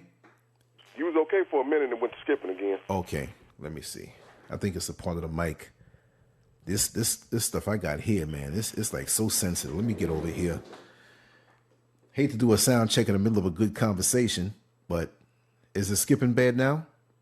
You're still skipping. Okay. Okay, let me see. How is it now? It's a little bit better now. A little bit better, a little bit better, a little bit better. 1, 2, 3, 4, 5. Oh damn! I'm probably gonna have to switch mics. Yeah, that mic's jacked. Yeah, it's something on the It's let me move the pop filter out the way. It's still skipping up, right? Yep. Oh, damn. Conspiracy. Like the cord got a short in it or something. Okay, yeah, okay. So that tells me a lot. Yeah, that's probably it. You know what? I'm gonna go out and buy me some new wires some more because I work this thing hard, man. I do stuff every damn day, and I got these cords all over the place. But I'm skipping. Y'all keep talking. How am I sounding? I'm still skipping up bad, right? Yep. Oh, damn. Keep talking, and I'm going to come back. You sound good right now. Oh, damn. Now we can hear you right now, see, and then all of a sudden they go to skipping. As soon as you start saying something, it starts skipping. I'm going to freeze myself right here. So it sounds good right now? How's it sound right now? Guess we'll just talk to Lance, get his mic together. It must be the cord. I think it's the cord. Hold on. Let me get. I feel like Michael Jackson. Oh, baby, give me one more chance. Hold on. Let me see something. Let me see something here. I think. Okay, let me see. You can hear me? Yeah, we can hear you. It's good now? Yeah, you good. Okay, I think, yeah. And you can tell us about It's the cord. It's the cord. Older black people down there. Yeah, like I said, I can't. And let me know if I start skipping again because I don't want to, this is some good stuff, man. This is some cerebral drugs, man, intellectual stuff. Let me just, before I say anything, give a shout out to everybody who listens and loves it, man, all the feedback and all the cussing out you're going to give us for talking about certain things. But yeah, I can't give a number exactly, but all I'll say is that the old Orlando, the black folks in Orlando, original black folks of Orlando, before all of the migration happened, like, back in the late 30s, 40s, and 50s, early 60s, there are a lot of black folks that moved from the South up to the North. And we have a lot of Southern folks who live in New York. And that's how a lot of the Northerners got to know a lot of Southern folks, because the people we went to school with, their parents was from the South, right? So, that's like over by 131st, or people over there, Collie, last name start with R. They folks are from the South and so many other people. So there's a mass migration going down to the South now from up north, Chicago and Detroit, New York. Yeah, good jobs leaving up here. Exactly. Leaving up here, jobs leaving here and going down south. And you get more for the dollar. So, you have the old Orlando where everybody knows everybody, and it's before all the tourism, and it's like that old. When I came down to corrections, most of the COs knew each other, went to school with each other. And the inmates, I hate to say that word, but just for brevity purposes, the inmates all knew each other. They were cool with the COs. Like, yeah, we went to school together. I used to date that one, this one, that one. And I was like, man, me coming down here knew it's a broad place, pretty big as far as the landmass is concerned. But it was like everybody knew everybody. And I found out the hard way with a lot of things like that. And the older blacks, it's like they are stuck. They can't see. It's like they almost resent the change and the influx of people moving down. They don't mind Disney and Universal because that's over there. That's brought more jobs over for the blacks that are here who want to go over there. And there are people who made a career out of working in Disney. I can't see it. I don't understand it. But place. Yeah, man, let me tell you something, man. And they don't pay them nothing, really. Yeah. And they will get Disney is its own city. Yeah, in Florida. You wouldn't believe the influence that Disney has over this place. So, but before Disney came, let me tell you, I forgot to tell you about the woman who told me downtown Orlando. I forgot the name of the supermarket, the department store, that they had the whites and the black, separate bathrooms. Okay, and they. When you think of Orlando, Florida, in the modern day, you don't think of that. You think of that in Georgia and Alabama, Mississippi and Texas and everywhere else. You don't think of that down here. But that was down here too. So they had to make their image makeover of Orlando. And people come to Orlando and say, there's nothing wrong with Orlando. I came there and I had the most wonderful time because you went to the part that was the illusion. Yeah. Right. Right. It was created for that. It's like people who go to New York and talk about, oh, I was in New York. It's not the way you say it is. Well, where were you? Oh, I went through Times Square. Yeah, Times Square now is nothing but Disney and family-friendly stuff. Leave out of there and go to the outskirts where the people live and get a real taste of what it's like in the real culture. Like Brownsville, Brooklyn. Exactly. So that being said, you know, the people who are here and been here, they're so messed up. Let me tell you something. That department store that had the white bathroom and the black bathroom, and there's a book that I have to get. I'm gonna quote and read right out of it. But this lady told me the white bathroom, you can go in there if you're white and use the bathroom, no problem. White kids, little white girls, little white boys, white men, white women, old people, white, you cool. Guess what for the black bathroom? A key with a damn key on the hubcap? Hell to the no. Worse than that. Charge you. 25 cents. Damn. Wow. And this is up until in the 70s. Even after stuff was supposed to have been over, they were still getting away with it. Now, I think the name of the place was McCrory's. Now, if anybody's listening from back in the day who knows. Yeah, I know about McCrory's. Yeah, I think it was McCrory's that this lady said. I'm not going to quote myself on it, but that's what comes. Huh? Is it McCormick's? No, I think it was McCrory's was a store, like a 5 and dime. Yeah, like a 5 and dime type thing. It was in downtown Orlando. And like I said, the other thing is the hospitals didn't want to take blacks. The hospitals didn't want to take blacks. They have a hospital over Dr. Phillips Hospital now. And this is what I read in the book. And I'm 100% sure of this. And if anybody's out there, correct me on it. They didn't even have, they took blacks there, but they didn't even have an ambulance. You know what they had to transport blacks who might have been shot or injured or hurt when they had to pick them up? A hearse? Yes. And just one of them. Just one hearse. So if that hearse was flying through, taking one person to the hospital, if something else jumped off, your ass was in trouble. Yep. That's the beautiful Orlando that they don't want you to talk about. And people want to ignore because, you know, we don't want to start no trouble. So now you got the politicians who know about this. You got the pastors who know about this. And not that things can't get better, but that mindset is still here. The mindset is still here, but everybody's acting like it ain't there. It's like a dysfunctional family where you got the father screwing the daughters and screwing the sons, but in church on Sunday, everybody's sitting up there, praise the Lord, and acting normal. And the kids are dreading to go home because they don't know which bedroom door the father's going to knock on. You see what I mean?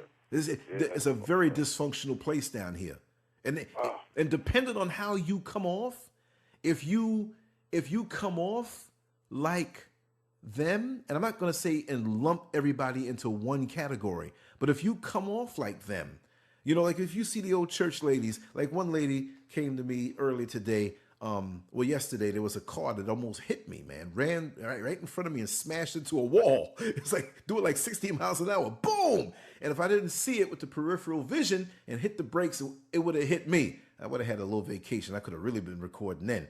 But when I got her to the last stop up on Hiawassee and Silver Star, praise the Lord, young man. May God protect you. I'm not making fun of her because she was sincere with this, and I really felt that she was sincere. But the way, toward the end, she said some stuff like a slave, man. I mean, it wasn't just the accent thing, you know? It was just like some slave talk. I'm like, yo. You know what I mean? It was crazy.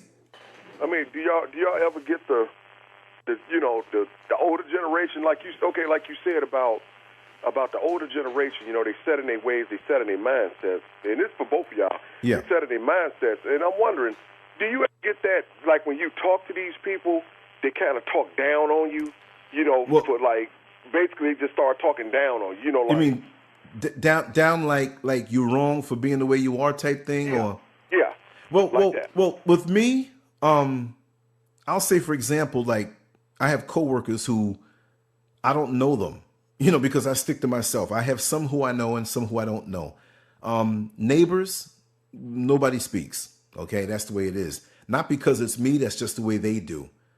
You know, I got white folks that move to the neighborhood after me, and they look at you. They don't speak. You know, fuck them too. You know what I mean? And I know they listen. So I'm saying fuck you. You know, the same way. I'm ready to throw when you want to, right? And excuse my French audience, but I'm very aggressive right now. You know, Collie knows I have an aggressive side, but I keep it under wraps most of the time. But it's they don't speak with me. They're scared of me. I'm not saying scared like, oh, I ain't scared. I'll throw some. Look, it's not that kind of scared. It's just that I'm unsettling. I come out here and I say things for the world to hear. And if you had a coworker who was like that, I'm going, let me go hear what he's saying now. But when they see you, they don't say nothing to you. Because they know that to keep company with you, it puts them in a bad spot because you can't be seen with me. And I'm nowhere comparing myself to a guy like Malcolm X. But there are many Christian pastors who would speak with Malcolm X behind closed doors or on the phone. But they would never be seen with him in public because of what he stood for. And with me, it's like it's bad business to be seen with me. And what I do like that.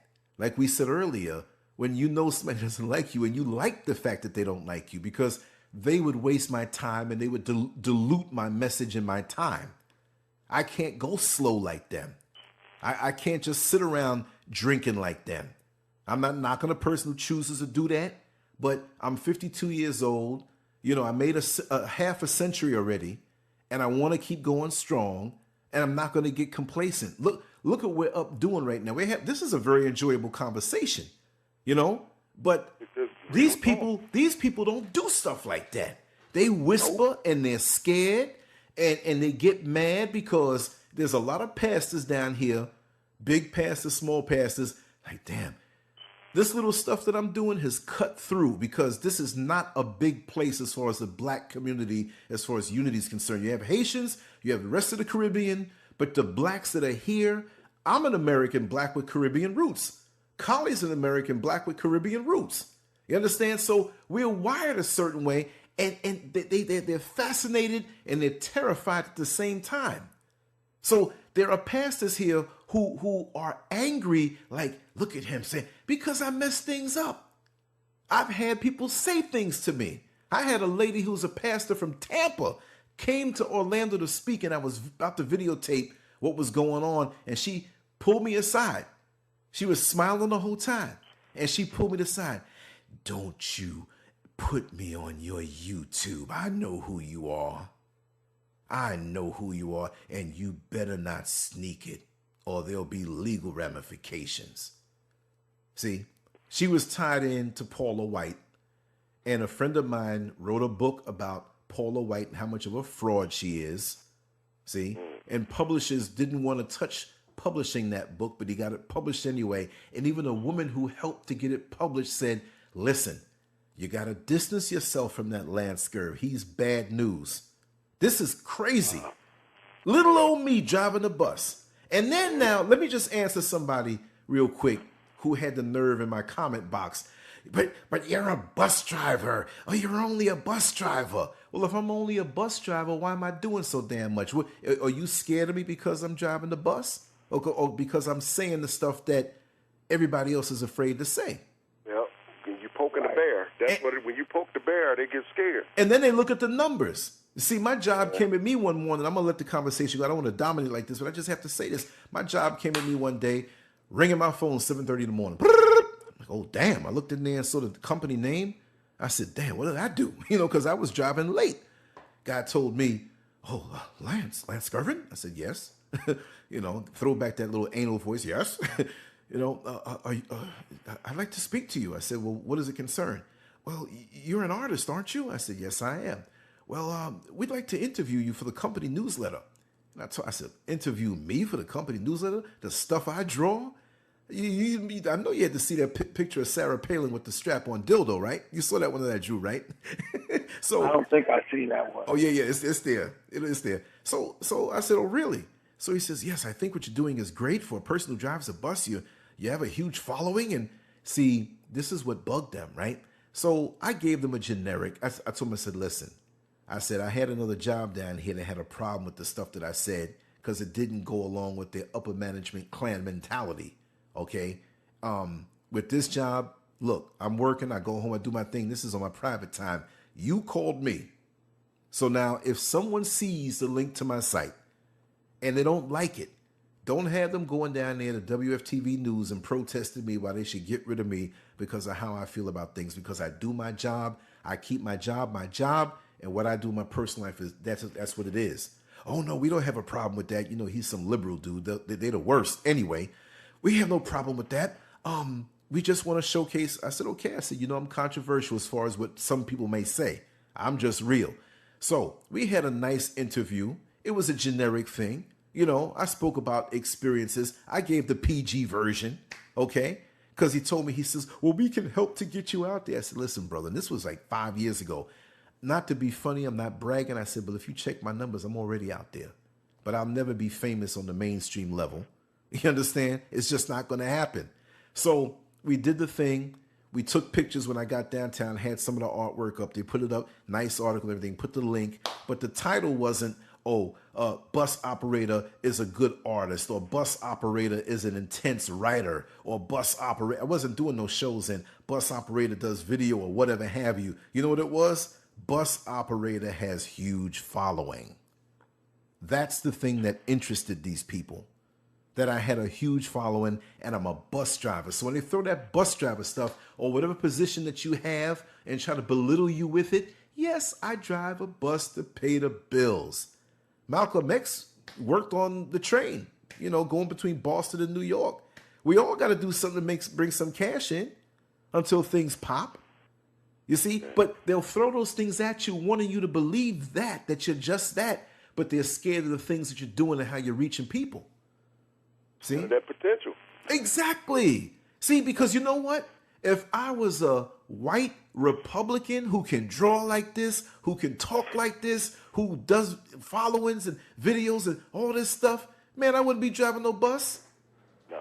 Nope. You see what I mean? No, and I'm cool because this is where I'm supposed to be. As far as talking to my own people, I would never turn my back on on being fake. Back in the days when I was doing dirt, and it wasn't gangster dirt, it was sexual orgy dirt. You know what I mean? I did my dirt. So what? If I'm known for that. So people can't come and say, well, I found out something about his past. You know what I mean? Wasn't no homo crap. Carly can tell you that. But yeah, it's crazy. The older blacks down here, the Uncle Ruckuses, they don't like it. We got a street over here. You ain't lying when you said ruckus. Yep. Bruton Boulevard. Bruton Boulevard here got nothing but churches, and ain't not an ounce of activism over there. All the money down there with all the churches and stuff. And when things happen, nobody stands up because they're part of that hierarchy. And let me tell you something. Dr. Vibrant Muhammad, Nation of Islam, he's a professor at UCF, history professor. He was telling me how they had groups of people going around when the George Zimmerman trial was going on, and they were going around to the different pastors saying, listen, we need to keep peace. No matter what happens, let's just keep the people peaceful. Let's keep them peaceful. And they were going around. Like I said, politicians and pastors work hand in hand. The pastors get breaks and cuts from the politicians, and that Jesus money, like Dr. Umar Johnson says, all that Jesus money goes right back into the white community, right into their hands, and the poor black community is being sucked down. And that's the way it is, and that's the hierarchy, and they keep the black folks dreaming, dangling the carrot just for another little dose, a week's worth of enthusiasm and hope while you broken down thinking that, okay, it's okay to be broke. You see, now I'm not into the prosperity preacher thing, but they make it seem like it's okay to be, they'll talk the prosperity, but they'll say, well, you might have to go through some rough times now. Well, the rough times now been going on for 10, 20, 30 years for these people. And they still reaching for the carrot and giving their little money. What if we put our money together? Really? Economically, yeah, we'll mess some stuff up economically. Exactly. Brother Kofi, you might be in Michigan. And Carlos is in South Carolina. I'm in Florida. Crystal, if she ain't sleep, she's still in New York. You still there, Crystal? No, Crystal went back in the house. Oh, she went back in the house. Okay, yeah. Okay. She tipped off. But yeah, but there is no division here. There is no division where, and see, when we speak about Southern blacks, we ain't hating. We just telling them how it is, that they can wake the hell up and be one. What? But you ain't afraid to be one. You see? But you up north, you in Michigan, but we need to break down these barriers, man. You know what? And I'd say this real quick too. It's a young brother, man, up and coming young brother, going for mayor. Come next month. Name is Marcus Muhammad. Mm-hmm. He was a basketball star when government name was Marcus Singer.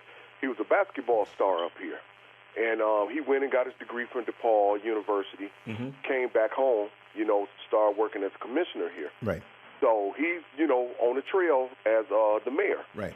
Okay, when they had the mayor, the votes, to decide who's going to make the race for the race, it was two preachers and him, which Marcus is a Muslim. Okay, the one pastor, lost. He lost, and it became Marcus versus the current mayor, which is the preacher. What I told you about, got his hands with that big corporation, right, the washing machines and dryers. Okay. Uh-huh. So Marcus is hands-on. Marcus go to the kids in the neighborhood. He work with them, hands-on with the kids all the time, every day. Okay, trying to help out the kids. So the preacher what lost the little primaries, he jumped in and going to support the active mayor because he's a pastor. So now them two is going together, mm-hmm. but they don't get along normally because one is Kojic and one is apostolic. Mm-hmm. They don't get along normally, but he's going to support him against the Muslim brother. So I'm saying, okay. Man. You see this, how this bias stuff, this is another bias thing what goes on. The first time they find out a person is Muslim, they just straight up just throw, like, you going to hell instantly. They just like, we don't do nothing. We not fit to vote for no Muslim. But this man is hands-on trying to get our kids off the street. They're not looking at the progress he's making. They're looking at his religious stance as a Muslim. So that's the first thing. Now, this guy never say nothing about him being a Muslim, anything. He never does. Wow. That's the first thing they go towards is him being a Muslim, and they go against, you going to vote for that Muslim? They tell their churches, none of the church folks vote for the Muslim. All Kojic telling each other. But wait a second. The thing is, if they did their history and understood, what we were most of the time when we were brought over here from Africa? We were Muslim. Yeah. But they don't want you to know that. No. So I had to give a shout out to Marcus Muhammad, man, because he's doing great things for the kids. Most definitely. He's doing real good things for the kids, man, and he definitely get my vote over a guy what's get stuff in his pockets, full of money, stuff in his pockets full of money, and haven't done nothing for the community since he's been in office the last 4 or 5 years now. Wow. And our own people will go against. Yeah, our own people, because the churches dominate. Like I told you, it's all these churches here, so they dominate. So they, that denomination until the other, till their own denomination, Kojic itself will say, hey, don't vote for no Muslim. We're not voting for a Muslim. Okay, and then apostolic churches say, hey, don't vote for a Muslim. It's like automatically trained in their mind to not vote for this Muslim because he's a Muslim. That's the only thing they can see is he a Muslim. They don't see that he's a black man. They don't see that he's doing good things for the community. They only see that he's a Muslim. But that same damn oppressor that's coming after all of us don't care what we are. Nothing. They don't care at all. And and then St. Joe is getting them some of the money. Although we ran by our state, state got a state-appointed guy to run our finances in the city. So the whole city is ran by the government. It's actually ran by the state of Michigan appointed guy. So he gets his chunk of the money. Wow. And St. Joseph get a chunk of the money. Street hustle. They took a good chunk of our acres of land. So Ben Harbor gave them the land. They didn't sell them the land. They gave them the land. Gave them like a good slave. The majority of the land has a big, huge golf course, living plush and lavish, while the black folks are still struggling and with bad streets and barely have any schools in the town, barely. Looks like they serving the wrong master. Yeah. No, I'm not talking about Jesus. I'm talking about the master they serving to be treated this way. It's like they'll settle for being treated bad by their oppressor. But I'm not voting for a Muslim. Yeah, exactly. Wow. The Muslim who looks just like you, thinks just like you, you know, it may worship a different way, but worshiping God is God. You know. I don't know if you got a speakerphone on because I hear a little echo. That's probably just my line. You know, I got Comcast, so you know. Oh, okay. Yeah, ain't no problem. I know how that go. Yeah. Yeah, because I got Comcast over here too. Yeah. You know. So, Colin, you sleep? That's the thing, man. It's the. Not everybody is in that category. See, I want to put that out there. You of know, course. I know I got the little word. You know, that I was hypocritical about the, you know, situation or whatever. So no, but this is family talk, man. I mean, people got to understand that every time. Real fucking talk. I Right. don't give a fuck what they think. Right. Every time. I'm glad you said family, because the family down here, they say, oh, you too aggressive. No, but what I'm saying, this is in-house. This is in-house talk, and these people who came against you, Kofi, they know how we talk. Like even when we say white folks, do we mean everyone? No. When we say Christian, do we mean every Christian? Nope. We don't have to go with these disclaimers. Well, before we make this statement, we have to say that we're only speaking about the 43%. No, we're just talking, and we're allowing people to hear what we're saying. If they want to take it in the context or split hairs, so be it. I think, So be it. man, I got hundreds and hundreds of shows, thousands of hours out here talking, man. People know how I talk. And like I told them, I'm talking from the experience that I go through here. That's right. Things that I've seen with my own two eyes, watch $20,000, $30,000 go from one hand to the next. That's right. While your people don't even have cars, period. Dang. This is the stuff I've seen. And you know, and I'm speaking on the stuff I actually seen, the stuff we going through as a people up here. But see, you know, trying to get kids. I didn't even want to talk about this. I didn't even want to talk about this part. But Go ahead, we up here trying to help black kids off the street and telling them don't shoot each other because this shit ain't worth being in the game.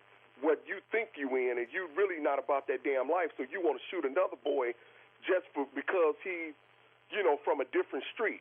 You know, we telling these kids to get them the hell off these streets. We out here helping these kids. Matter of fact, I stopped a kid from killing another kid in a gas station not too long back.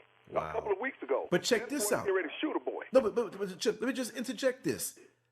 Some of these church folks will say, "Oh, Bloods and Crips and gangs is bad," but look at their gangs. Don't vote for this one, and don't support that one. Apostolic Baptist, apostolic is this.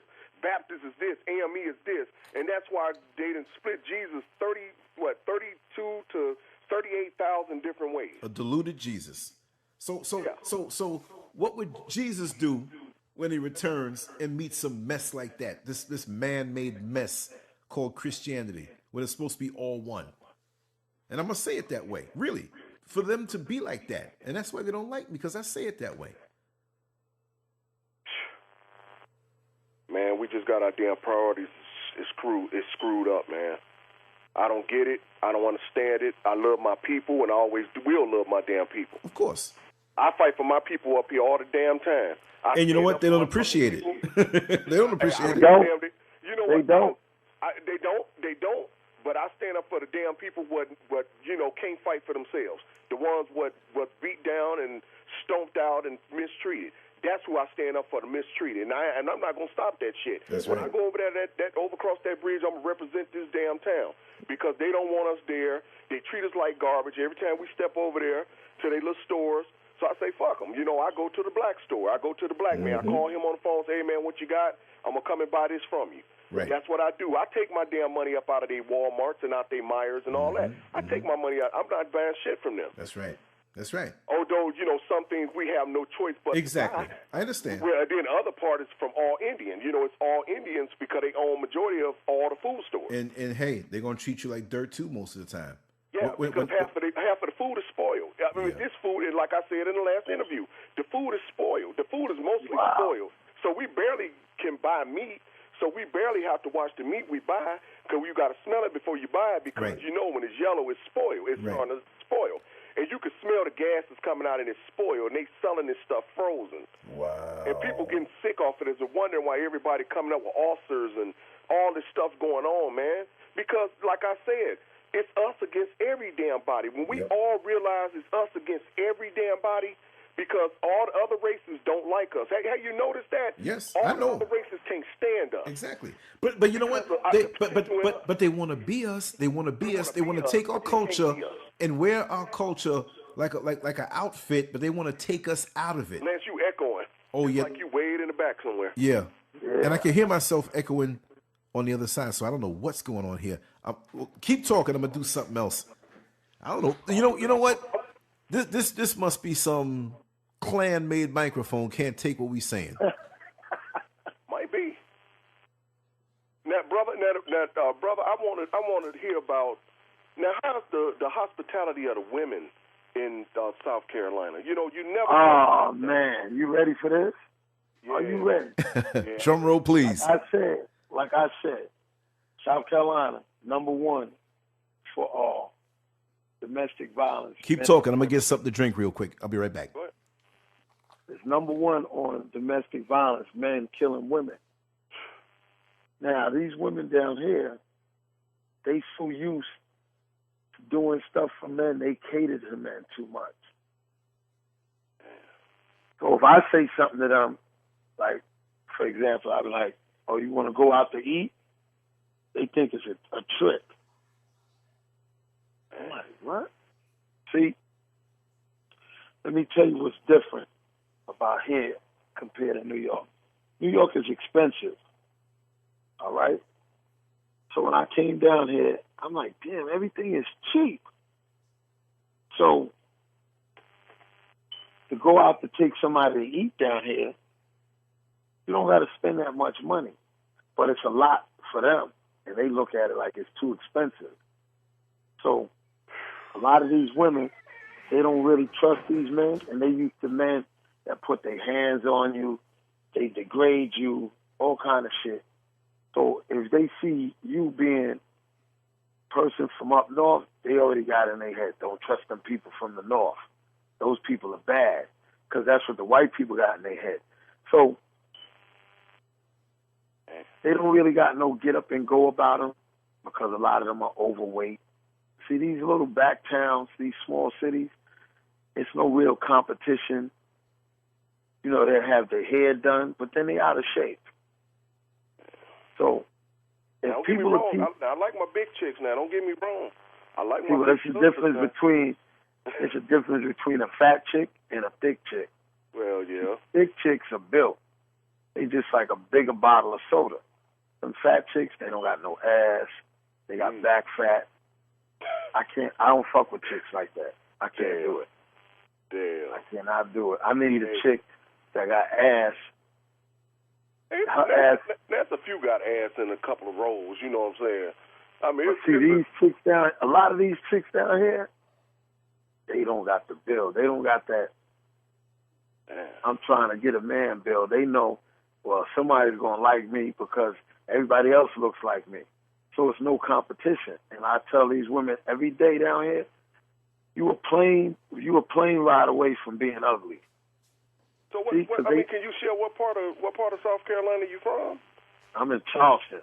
Oh, damn.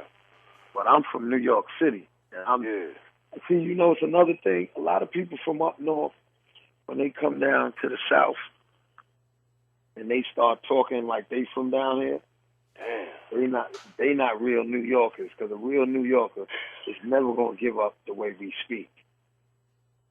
First thing they say, oh, you think you white because you talking like that, or you talk funny. I tell them, I don't talk funny. I said, because the people from down south, once they make it big and go to school and they get these jobs being on the news, they don't sound country. They sound like they from up north. Yeah, but you don't even sound like, you don't even sound like no white guy. So how the hell are they going to say you sound like a white guy? You don't even sound white. Right. Because that's what's instilled in their head, that people who talk and you can understand them, oh, they being white. No, they not. Right. Damn. See, let me give you an example of what they say, and then I'm going to translate it. They'll say something like this. Man, them boy over there, man, them boy crazy. They head bad. They over there, they barbecuing, they got ribs, pork chop, burger, hot dog. They got all the churn over there. And them boy crazy, man. So translation, they be like, yo, them guys over there, they having a barbecue. They got burgers, they got pork chops. See, we say pork chops, they say pork chop. Uh-huh. We say children, they say churn. Churn. And I told them a churn makes butter and ice cream. Then they get mad. Or I'll say, come over here. And they'll say, come right chair. Right chair.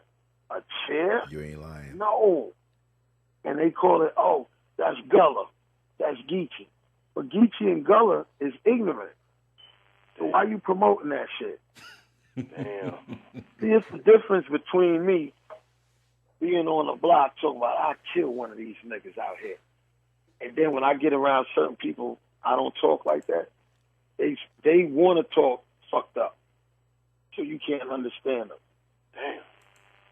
Well, I They know think that's cool. We're a mixture, so we're a mixture of South and a little bit of this and that. Right. It's like ours is a little mixture of stuff. So you might can get a little country twang, but it's like a little mixture of that with a little bit of Chicago, New York type talking. So our shit is all mixed up. See, but let me tell you what's so funny. Like Baltimore, they talk different. But when you go to New York, you could tell what borough somebody is from by the way they dress, they walk, and the way they talk. We all sound the same, but like I'll give you an example. Guys in the Bronx will be like, yo, what's up, B? And Queens, a lot of them like to say son. I hate that word. Yo, what up, son? A lot of people in Harlem be like, yo, what's up, black? So it's like, it's the same city, but it's so much of a breakdown. Like, I'll give you an example. We live in Queens. Mm-hmm. We live in Richmond Hill, South Richmond Hill. But you go a couple of blocks north, you're in Richmond Hill. Then you go some more, you're in Kew Gardens, in Briarwood. And not even far. You don't have to go far. And this is all walking distance. Yep. Now, if you go to the east, you'll be in Jamaica. And then you got South Jamaica. Mm-hmm. Then you got South Jamaica, Jamaica, then you got Jamaica Estates. And Jamaica That's where Donald Hills. Trump is from, Jamaica Estates. And then and they be like, where's all this at? I'm like, this is all Queens. Then you got Ozone Park, which is predominantly Italian. Then you got South Ozone Park. They got blacks and Spanish. Mm-hmm. Then you go over some more, you got Howard Beach. But then there's a part that nobody never talks about called Hamilton Beach. Because that's where the poor whites live. Mm-hmm. Howard Beach is they got more money. That's where John Gotti and them was living at. That's right. Now, see, let me give you the breakdown. Ozone Park touches Howard Beach. But the Italians in Howard Beach don't like the Italians in Ozone Park. Mm-hmm. See, the Italians in Howard Beach would listen to rock music and Bon Jovi and stuff like that. So Italians in Ozone Park will listen to 50 Cent and Jay-Z. Yep. So even they have their differences. The Italians in Howard Beach will be the ones that own the company, the construction company, and the ones in Ozone Park will be the workers at the construction company. And they always fight amongst each other. Yep. And where you said the poor whites at again? Hamilton Beach. And that's one spot where you have the poor whites. Hamilton Beach is like only a few blocks. It's like it's like the east side of Howard Beach. Right, on the other side of Cross Bay Boulevard. Now, Cross Bay Boulevard separates it. Yeah. Just like the Van Wyck Expressway separates Richmond Hill from Jamaica. And 134th Street was just 2 blocks off of Van Wyck Expressway. So a lot of time when we get our mail, they'll say Jamaica in the mail or South Richmond Hill. You'll tell a person over the phone, well, this shouldn't say Jamaica. We live in Richmond Hill.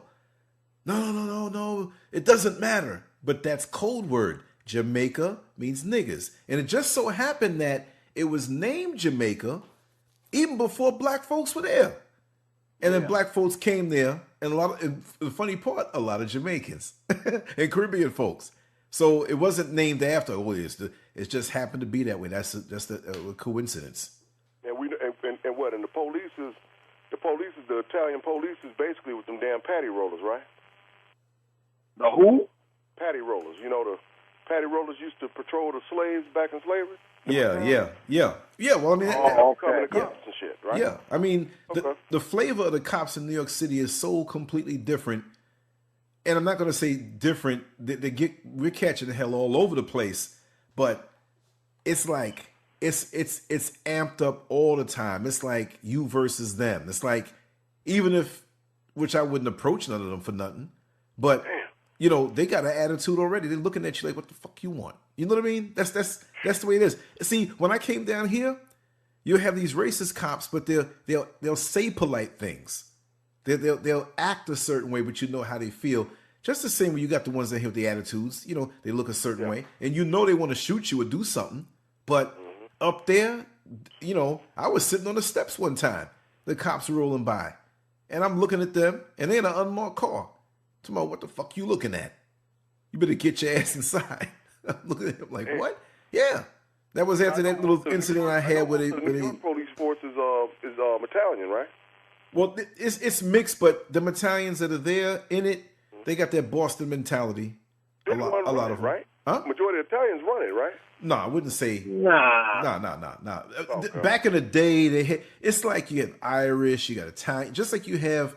Well, the Irish. My bad. Yeah, the Irish. That's Well, see, the migration dictated that because depending on what time, like you may watch an old movie and you see, and they'll portray it like, oh, the cops are Irish. It's mixed. It really is mixed. It's just like when people watch a movie about New York City, and if it's not a real documentary or something showing something real, because, you know, a real New Yorker will say, nah, man, they misrepresenting. But you'll see just a usual Hollywood white movie, and it's white. And you think, gangs of New York or something. Huh? Say it again? Like the gangs of New York. You think it's just white. You go there like, oh my God, where are these black people come from? It's like the Midtown Manhattan is a little island. And I'm not saying it's just white because there's a lot of blacks in there too. They can't believe it. And when they go and leave out, they quickly come back because they hop over the bridge into Brooklyn, even though the gentrification is going on over there in Brooklyn, big time. They got the Barclay Arena and all over there, that whole area. Brooklyn is like the new Manhattan. Yeah. Because see, Manhattan grew, and you can only build up so high, and everything is cavernous, man. When you in Midtown Manhattan with all the tall buildings, you might see the sun directly in your eye 11 o'clock to about 1 o'clock. And 2 o'clock, the sun's behind a building. You know what I mean? It's the first time being down here in Florida that I saw the sun rays almost like directly horizontal because everything's so low. I mean, I never saw the sun that low before, consistently. Wow. It bugged me out. Wow. It's a whole different ball game. Yeah, that north and south life is it's... See, let me tell you one thing you don't never do when you go to New York. Don't look people directly in the eyes. Don't say good morning, and please don't look up. I said look up. That first thing I said. You look up. It's saying you ain't from here. You a victim. Nobody. Let me tell you, you could go to New York and ask people where's the Empire State Building. They can't tell you. I don't know. Because none of that shit excites them up there. Right. It's like, people will be like, where's Yankee Stadium? It's in the Bronx. But where? I don't know. Because nobody cares. Exactly. There's so much shit going on that it's like, guys down here be like, yo, you watch college football? I'm like, no. They be like, why not? I said, because we got 2 of every pro teams in New York. And they be like, for real? I'm like, 2 baseball, 2 basketball, 2 hockey, 2 football. We got everything. And they be like, for real? And like South Carolina, I try to explain to people, if your city don't got a pro team, that means you don't make no money. Those sports generate so much money. New York generates so much money. They were saying that if they was to take the 5 boroughs and separate it from the rest of the state will fall. Because the city generates everything. Even as far as crime is concerned, all the prisons are upstate. Damn. There's no room for a prison in New York. And people be like, you can't build that shit here. It's going to fuck our property value up. Well, hey, Detroit, you know the Queen. Detroit got sports teams, and hell, they bankrupt. Yeah, that's because they fucking mayor was a fucking thief. That's why. Yeah, See, New York mayors and governor. Let me tell you what happened with the governor. They had a governor named Elliot Spitzer. This fucking bastard, he got caught spending the state money on prostitutes. Mm-hmm. But see, New York generates so much money. They full of shit. They always talk about, oh, they don't got no money in New York. Okay, let me give you an example of how they lying.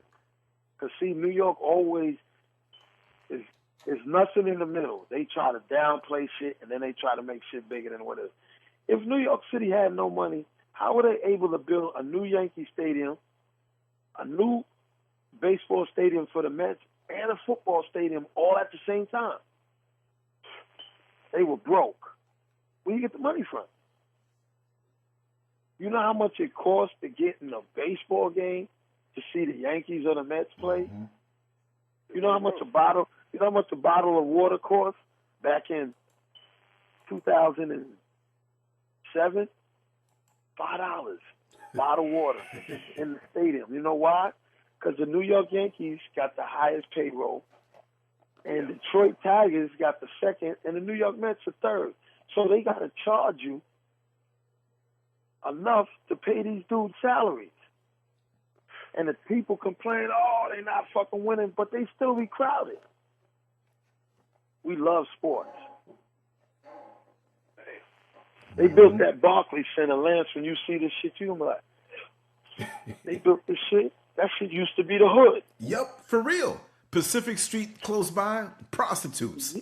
All fucked up. Now they got a stadium and it's safe over there. White people are walking out there skipping with their money in their hand. Wow. Damn. I came down Atlantic Avenue. I said, what the fuck? This where they built this? You can get killed over there now. You good. They got hotels. They got hotels in downtown Brooklyn. Downtown Brooklyn looks like downtown Manhattan. And see, one thing about New York, they're going to build shit to generate money, and it's going to be police all over to keep that shit safe for the people to come and spend money. But you wander off too many blocks the wrong way, and it's open season. Like, see, white people will be like, oh, I wonder what's over there, over that block. What are those guys doing? And they'd be like, blacks would be like, even certain whites would be like, I know these motherfuckers ain't come down here. Everything in Brooklyn is the roughest borough. Mm-hmm. I don't care what nobody says. Brooklyn got the roughest Italians in Bensonhurst and Gravesend. They will fuck you up. Then you go to Brownsville, they got the most projects. And you know, projects is like 30 floors high some places. Mm-hmm. People like, that's the project? Not like 2 stories down here. I was in Brooklyn. I had just came home on work release and went to get clothes for a kid that I know that was in Brooklyn. I met him in jail. He said, yo, this is where I live at. And I'm like, oh, shit, you live in Brownsville. God damn. Me and Robin went over there, and we saw a crowd, and we heard, whoop, whoop, whoop, whoop, whoop, whoop, whoop. I'm like, damn, I hear the cops, but I don't see them. You know why I didn't see them? Because the crowd had the car surrounded trying to flip the car over, and these cops are in the car calling for backup, and backup's not coming. You got some cops that I have met, they be like, listen, I want to do my 8 hours and go home to my family. I took this job because the benefits, this, that, and the other. Then you got them super cops that think they fucking Starsky and Hutch, jumping over the cars, freeze, don't move, the police, they pulling the cars up on the sidewalk, some dumb shit. I'm like, yo, look at this shit. But yo, New York is so, what's the word, diverse, right? Yep. Yeah, it's diverse. Yeah, diverse and perverse. Let me tell you. Damn. See, I'm down south, and the idea of Spanish people are Mexican. In New York, our top Spanish people are Puerto Ricans and Dominicans. Mm-hmm. The Mexicans, they just the people that cut people's grasses. Down here, they got a voice. They be talking real slick. I remember this dude was like, he worked at one of the other locations for this steel company. They scrap metal. And I would come in there, and he be giving me attitude. And I told the kid that was running the yard, a white boy from Jersey, and I said, yo, please tell him to watch his mouth. He said, I be telling him, see, the white kid, he's from up north, so he know. He said, yo, he be talking real slick. I said, yo, he's a Mexican, man. We don't respect them. They from a dirt poor country, and they'll come over here and they fuck money up for other people because they'll work for fucking $6 an hour and work 17 hours a day, and it makes you look like you don't want to work. Yeah, we got that problem. I told him, I said, yo, you better check him. So he checked him, but he played himself one time. I was like, yo, check this out. I'm not the fucking one, yo. I'm not from down south. I don't got no southern hospitality in me. And he looked like, this nigga's not playing. See, let me tell you, South Carolina is real cheap to live in. When I was in New York, I always had South Carolina plates because the insurance is like, you for real? Is this cheap? Let me tell you, I got an SUV. Insurance is about, for my truck, maybe now about $2,000 full coverage. That same truck in New York, and I asked them, I said, if I was to transfer my place to New York and get insurance, how much for the same truck? The lady was like, she said $6,200. I'm like, what? Mm-hmm. See, they talk about, oh, the crime went down in New York. New York is a high place for car insurance. Man. They rob you. They keep their hands. Let me tell you, New York, they charge you to go over almost every bridge that we have. You know how much the bridge costs now, Lance? Oh, man, you were telling me. You mean Triborough? Yeah, Triborough, Whitestone, Throgs Neck. How much is it? $8 one way. And the Verrazano's what, 19? Yeah, they went up. It was 16, but it went up. If you go across that in the truck, it is $97. Oh, see, this is what people don't understand. I'm not saying you, Kofi. I'm just saying in general, and they don't really have to know it because they're not from there. But this is what folks after a while, they said, man, I can't deal with this. Because say you get off of work and you live in Queens and you want to go check out a chick you know, you dating her, messing around with her, you go up there a couple times a week, you got to pay $8 over the Whitestone Bridge, but that's one way or two ways? One way, but 16, still, but $16. But still, now either you do that or you do the other trick. You know the other trick, right? Drive down Queens Boulevard over the 59th Street Bridge, go through Manhattan, and then go. But you burning gas and wasting time. Yep. So they got you. No matter what, they got you. No matter where you turn, they got you. Let me tell you how full of shit New York is. The reason is why they charge you for the bridge. They said that was to pay for the building of the bridges. They've been paid for the bridges. And then they said also they charge you so they can maintain the highways.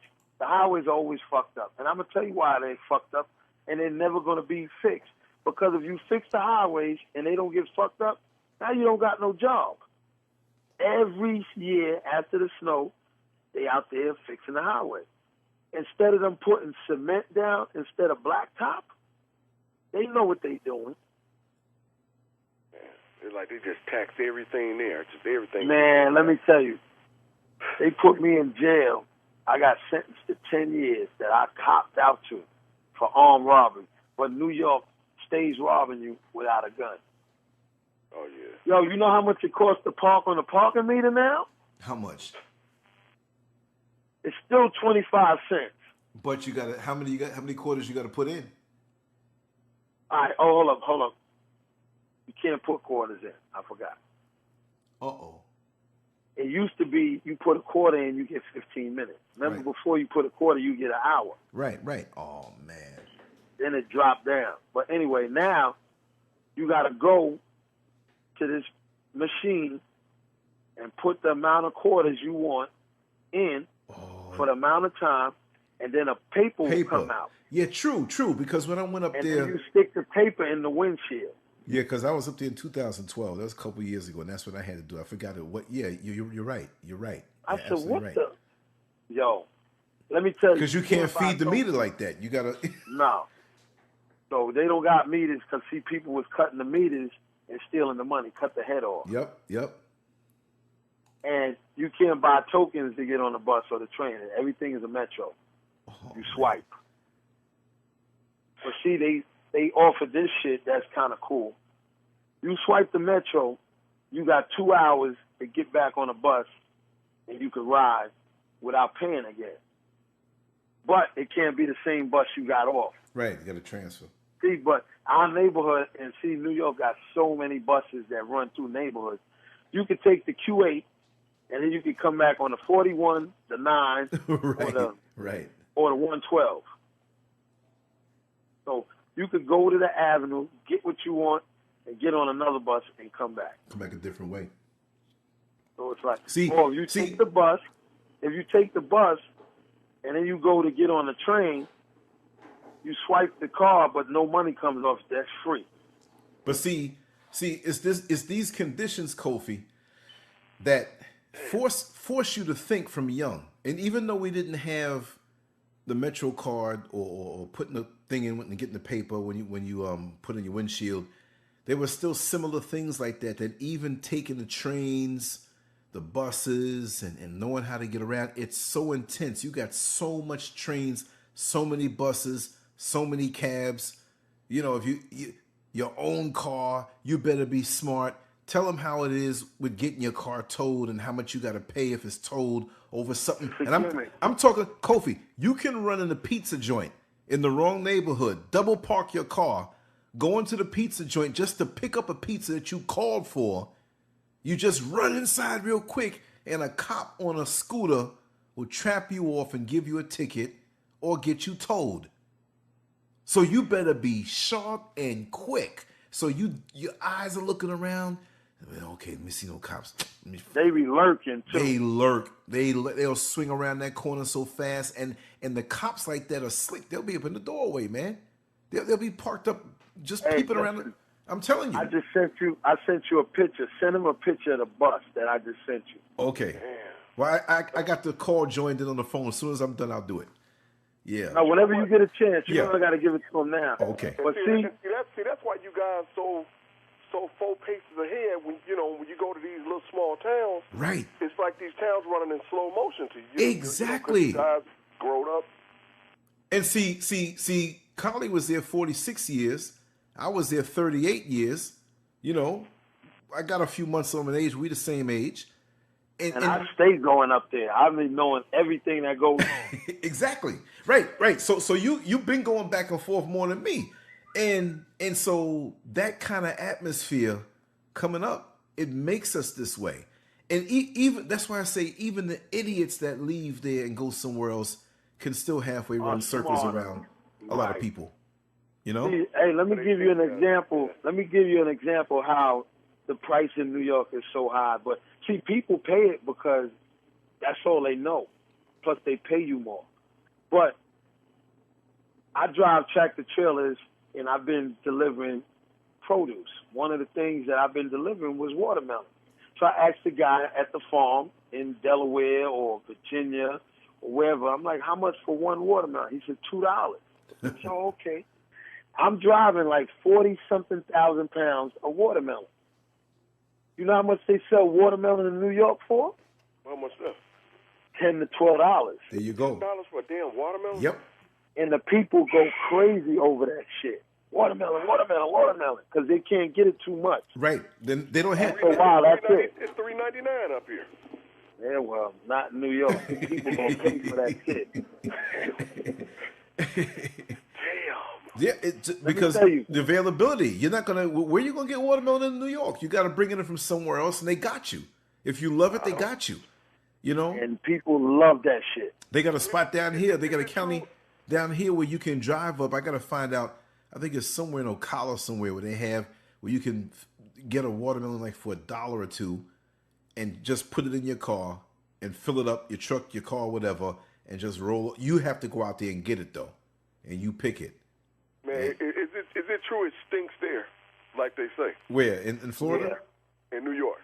It's dirty. Yeah, it's dirty. It's dirty. I didn't realize how dirty till I left. Let me tell you, you go to the Bronx, like Hunts Point, where the meat markets is at, you smell the blood in the air. Oh, yeah, yeah. If you go downtown Manhattan, like 14th Street on the west side, the butcher area, you smell it. It's filthy. Yeah. And you don't realize. And rats, man. Rats. Oh, rats. The rats are like fucking huge.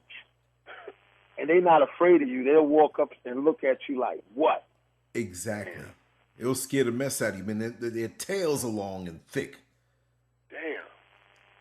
Let me tell you, people throw garbage. I was in New York, and I'm used to people throwing shit out the window. Mm-hmm. But the fucking cops was driving, and they was throwing their garbage out the window. Damn.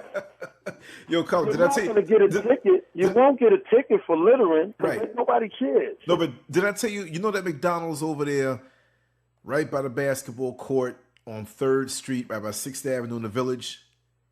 Oh yeah, that's West 4th. Right. There's a McDonald's in the block right there. There's a little McDonald's right in there, right by that across the street from the basketball court.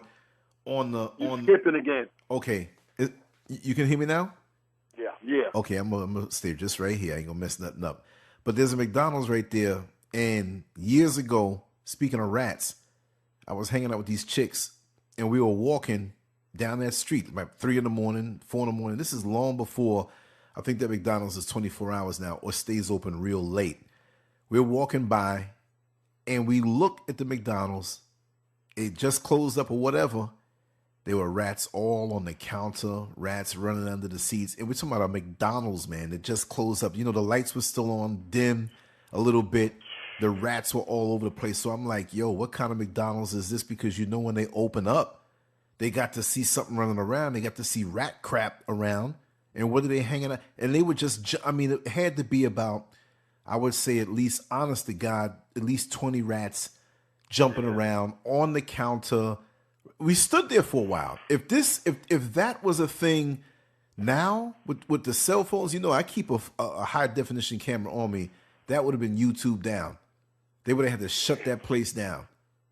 I don't know. It's still there. I don't know. And let me tell you, you know, you can go to YouTube.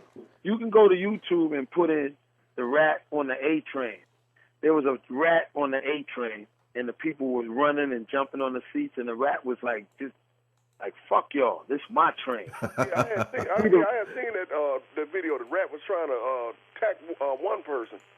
They don't care. They not scared. Like, see, before the rats, you would see them at night. Now you see them in the daytime. They don't care. And see, they don't care. The subways. I mean, they're tunnels underground that are not even being used. That homeless people go underground. It's not just one level. It's like a whole city, especially in Manhattan. Underground. You know. Yeah. And people live down there, man, 3 and 4 levels down. See, and rats are down there, water's down there, different stuff. They can survive, and it's warmer down there because it's under the earth. See? So it's a whole different world. Some of the people live down there, and then they come up in a day or night. Hey, let me tell you what's so crazy. Like, see, me, I've been in the tracks. Like, if I didn't want to pay again to get on a train, instead of going out and come back, I just cross the tracks. It's filthy down there. But let me tell you something. Whoever designed that subway, they smart as hell. Because you got trains running on top of trains. You be like, yo, it's not just one level down here. And it all connects and goes this way. And you got, like, I'm going to give you an example. When you get off at West 4th, where the A, B, C, the D, the E, and the F all meet up, they're different levels. And you were like, yo, I'm watching this rat crawl up this guy's leg in the subway. He's sleeping on the seat. Oh, yeah, I seen that. I seen that. I'm like, yo, this is crazy. And they're very intelligent, too. Okay, if you look at the movie Willard or Ben, that's what it's like now. They're just intelligent like that. That was a big thing back in the day. One little picture of a dude from the projects had one with a big-ass fork. It was a big old huge rat. New York City got the biggest rats. And smartest, too. And they have a means to survive up under the sewers and in the subways. Damn. And look at that. Look at these videos. Man, look at this thing. It wasn't even like this. It wasn't even like this when I would watch rats play, jump over the third rail, but now they're on the actual platform running up with people, man. It's crazy because there's so many of them. I make a joke. I tell people that I seen the rats on the platforms working out, push-ups, pull-ups, and smoking a cigarette and talk about, yo, you got $1? That's how bold they are. They don't care. I just sent you a link, Kofi, to that. They don't care. But, yo, let me tell you, like McDonald's down here, you could get a fish meal, fish, French fries, and a drink for $5. In New York, that same shit is $8. Damn. Same. That's how. Oh, let me tell you, they don't got no Walmarts in New York City. None. Cause see, the union ain't gonna allow that shit.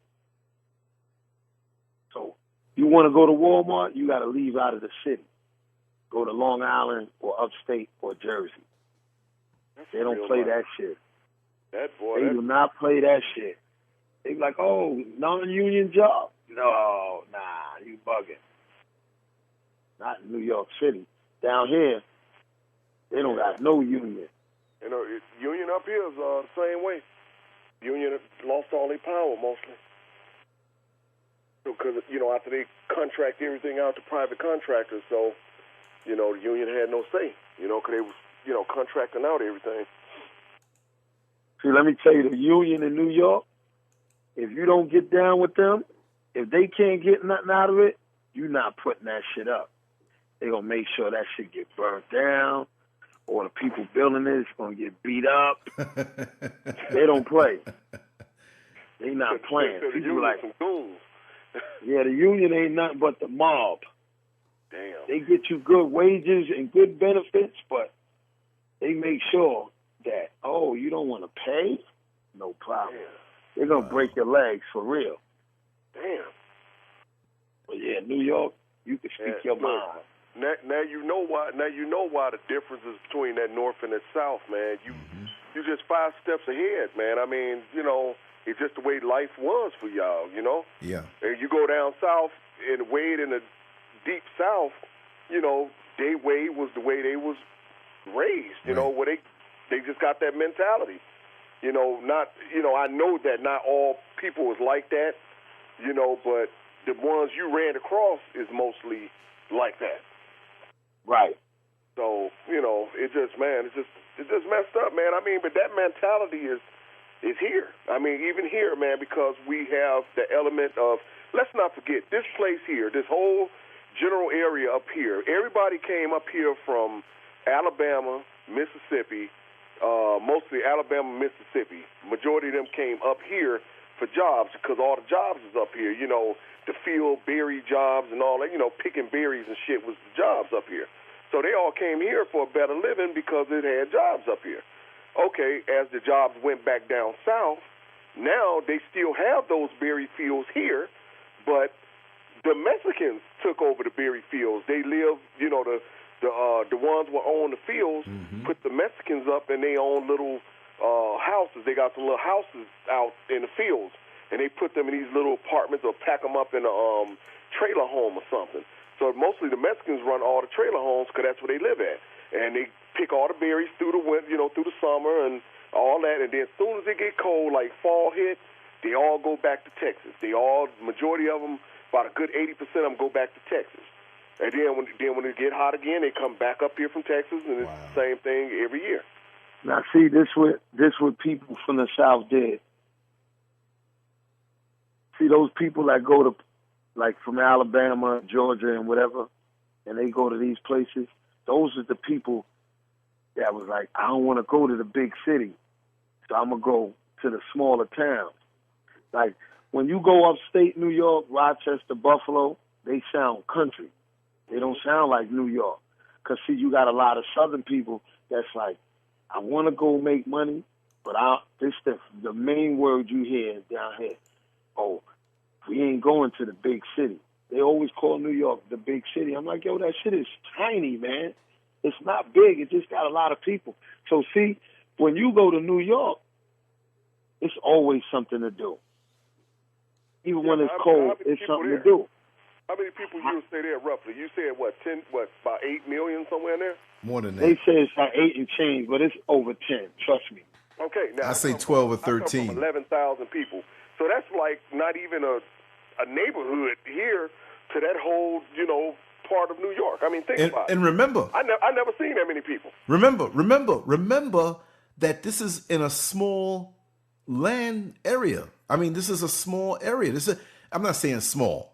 You know, you're not gonna walk. Hold up, you skip. Okay, you're not gonna really walk the whole. You know, look, as small as it is, I'm willing to bet that there has to be a street that me or Carlos probably didn't drive up and down. That's hard because we like to drive, so we drove more places than most New Yorkers. But a lot of New Yorkers stay in one spot or in their neighborhood and work, or maybe go by their friends. But it's just so intense that if you were to visit, you're not going to get the whole thing in one trip. It's not going to happen. You're not going to get the whole thing. You can stay up there a month. I can give you $1 million and say, wander around, do this. You're going to do some of the same things over again, but you're not going to catch everything. You're not going to see every show.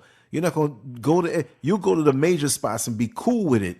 But the outer boroughs and Brooklyn and Queens, you'll get the major stuff, but it's just too vast. It's too vast. Imagine now. Let me tell you what's so funny. Yeah. Me and him lived there like our whole lives, and we never been to everything. Exactly. And we were different because decades. Yeah. We were different because we were people who got around.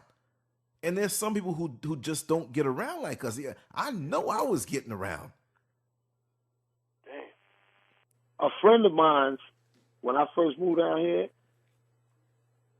and I had to come back up there for a court case. So me, my brother, and his 2 kids, a boy and a girl, we drove up to New York. So I wanted to show them stuff in New York. So one of the places, I said, yo, we're going to go to the Empire State Building. So my friend goes, so where's that at? You don't know where the Empire State Building is? She was like, no. Now, they got a part in Manhattan called Herald Square. That's where Broadway, 6th Avenue, and 34th Street crosses a very busy intersection. Oh, man. It's never dead. And they got the biggest Macy's is in Herald Square. And I'm thinking, like, that Macy's might be 6 to 8 floors. It's huge. But it's a long city block. It's a long it's such a huge block. It's so funny. Yeah. This is the funny part. So the girl goes, where's the Empire State Building? So I said, you been to Macy's? You always at Macy's? She said, yeah. I said, all right. So now we getting off the train. And I said, where's Macy's? She said, right up in front of us. I said, now, turn around.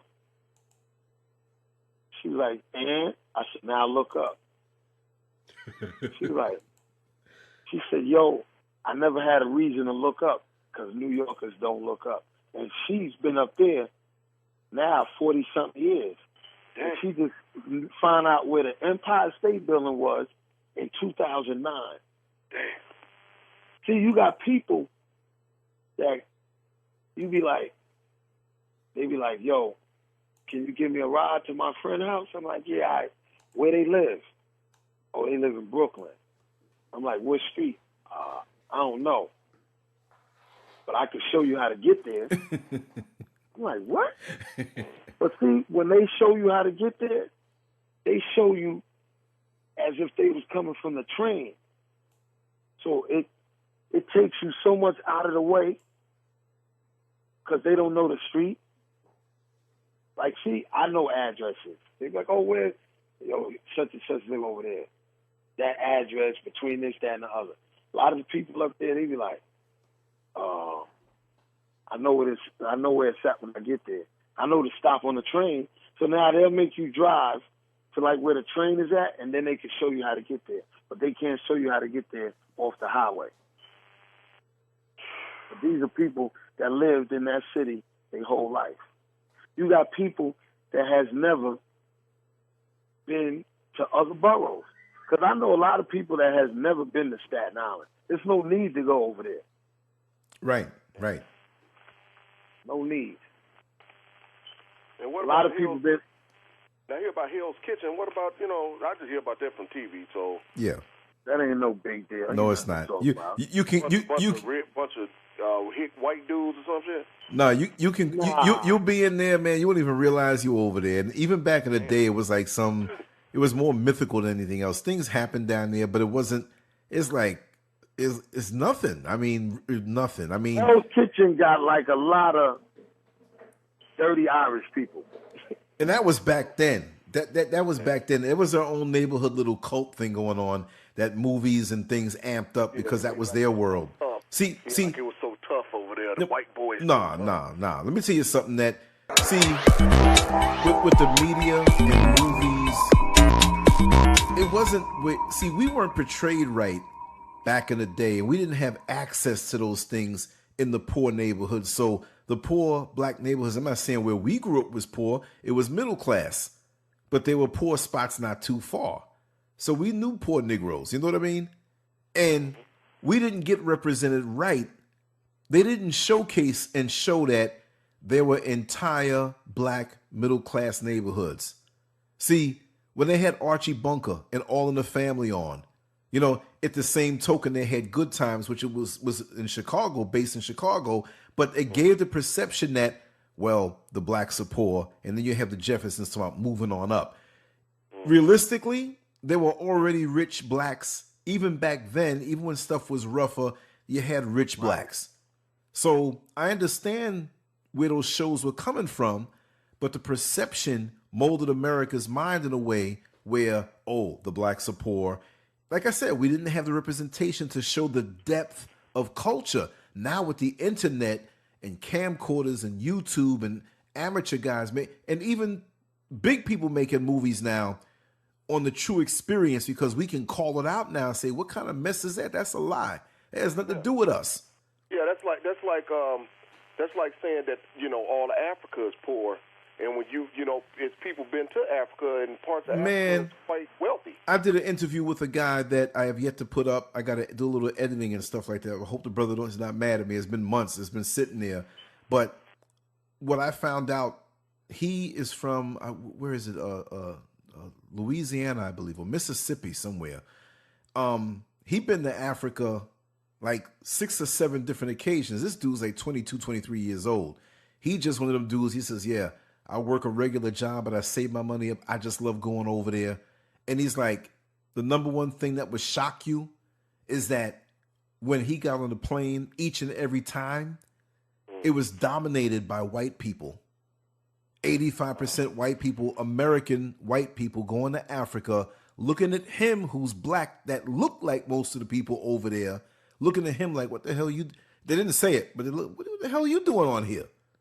See, but they'll tell you to go back to Africa, you know, and depending on what country, he was telling me different countries, and he said in 2 or 3 years, 4 years, he's going to save up X amount of money, and he's not coming back.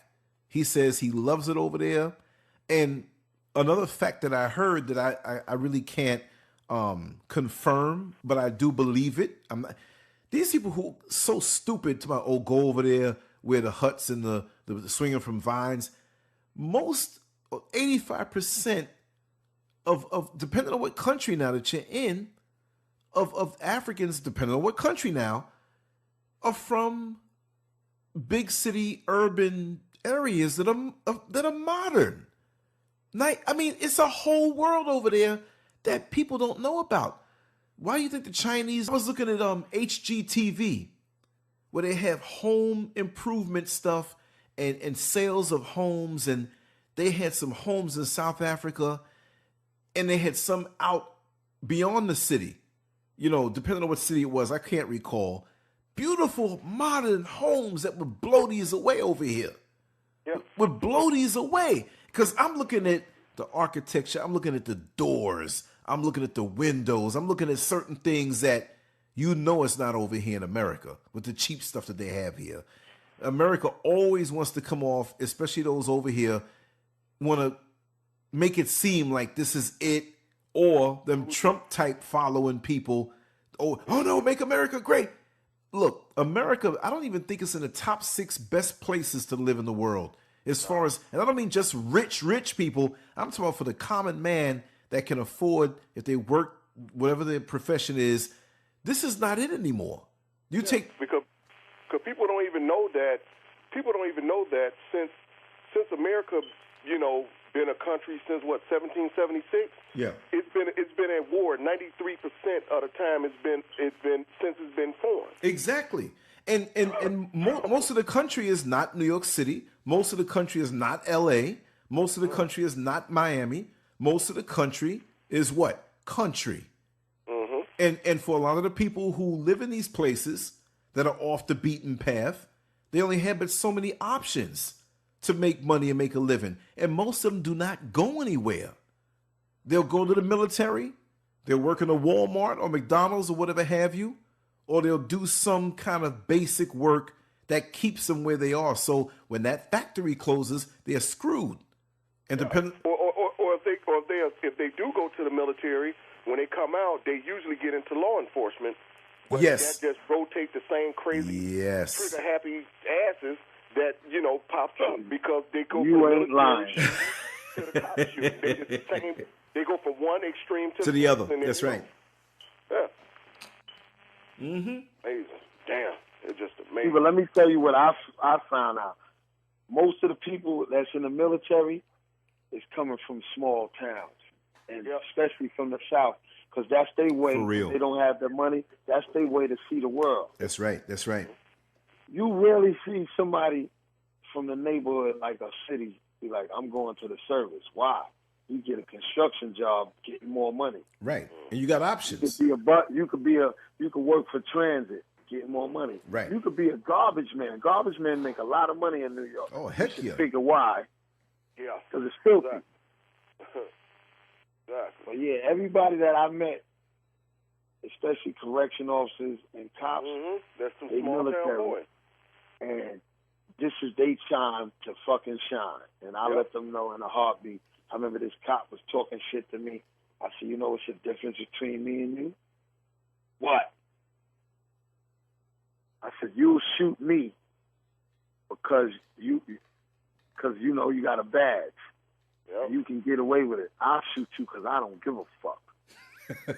His face was so like turned red. Like, I don't believe you said it. I remember I was in court. I was involved in, I beat somebody up. I'm going to court. I see this redhead kid named Kevin Gallagher that went to high school with me. My school was 80% white. Mm-hmm. Edison. The year that I went to that school was 77. Roots came out that summer. And our neighborhood was mixed, but it wasn't. This is when you realize how different shit is when you go to high school or when you start getting out into the work world. These kids was calling me all kind of niggas. I was fucking them white boys up. But anyway, I see this kid Gallagher in the courts. He got on his uniform. And he sees me. He goes, Alameda? I'm like, Gallagher, right? He's like, yeah.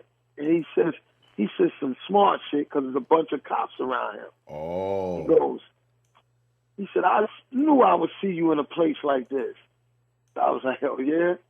I said, yo, do you remember how I used to fuck you up in school? Oh. See, because when he said that, all the cops were like, I said, yo, you remember how I used to fuck you up in school? Now they got quiet. Because just because you got the uniform don't mean I ain't going to say what the fuck I'm going to say. Yeah. That's how they you know, do these it, guys that get these jobs being cops, a lot of them got was the the little school. So now this is their chance. Yep. To be I'm somebody. a shine. And I be like, yo, I'll bust your ass. And see, like, you know, a lot of cops be like, this what they don't realize. Like in New York, the cops would be like, freeze, police. And guys would take off running. And then they be mad because they can't catch you. See, on TV, the cops run down the bad guys. In real life, no, they don't. Hell no. You got a nigga that's out of shape in New York that will run away from a cop. You can't run. And then you got other people that's going to help for you not, yo, which way he went? I don't know what you're talking about. You didn't see a guy just run by here? Nah. How long you been there? Over standing here? 2 hours. You didn't see a guy with the bright orange shirt with the, nah, I ain't see that. We don't cooperate with the cops up there, and they don't like that shit. Let me tell you, did you ever hear about the guy named Antoine from Harlem? I don't think I did. No. All right, let me tell you about this fucking bozo. Black dude, living in Wagner Projects, like 120-something Street, 1st, 2nd Avenue, Manhattan. This idiot has a tiger and an alligator in his house in the projects. All right? The tiger scratched him, attacked him, and scratched him in his leg. So he couldn't go to the hospital in New York. We got so many hospitals, it ain't fun. So he drives 100 miles to Philadelphia and goes to the hospital, the emergency room. What happened? A dog attacked me. And he's, oh, okay. So the doctor's looking like, what size fucking dog was this? So, you know, he had to give up his name and his address. So the doctor went and called New York. Yo, this guy from such and such, 120-something Street. So they said that he's wounded, and he said a dog did it, and I don't believe it was a dog. So they send the police, and they, outside the apartment, they like, wow, what the fuck? So they did That's a like shock. how the army dudes, you know how the army dudes, they come off the roof or SWAT, and they come down, and they climb down, and there's a fucking tiger jumping at them at the window. He can't get out. But the cops were saying that it was shaking the wall. The cat was undernourished. It was weighing about 500 pounds. Wow. Said when they got in, when they tranquilized and went in, they said, what the fuck? They hear some other noise. You know, gators be hissing. Fucking alligator in like a kiddie pool. Damn. So they take the animals. They lock him up. He got 6 months for that shit. I'd like to see how he brought them in there. See, this is where I'm getting. This is what I'm leading up to. After the cops brought the tiger and the alligator out, that's when people said, "Yeah, we heard the noise. He used to be pouring shit out the window like piss."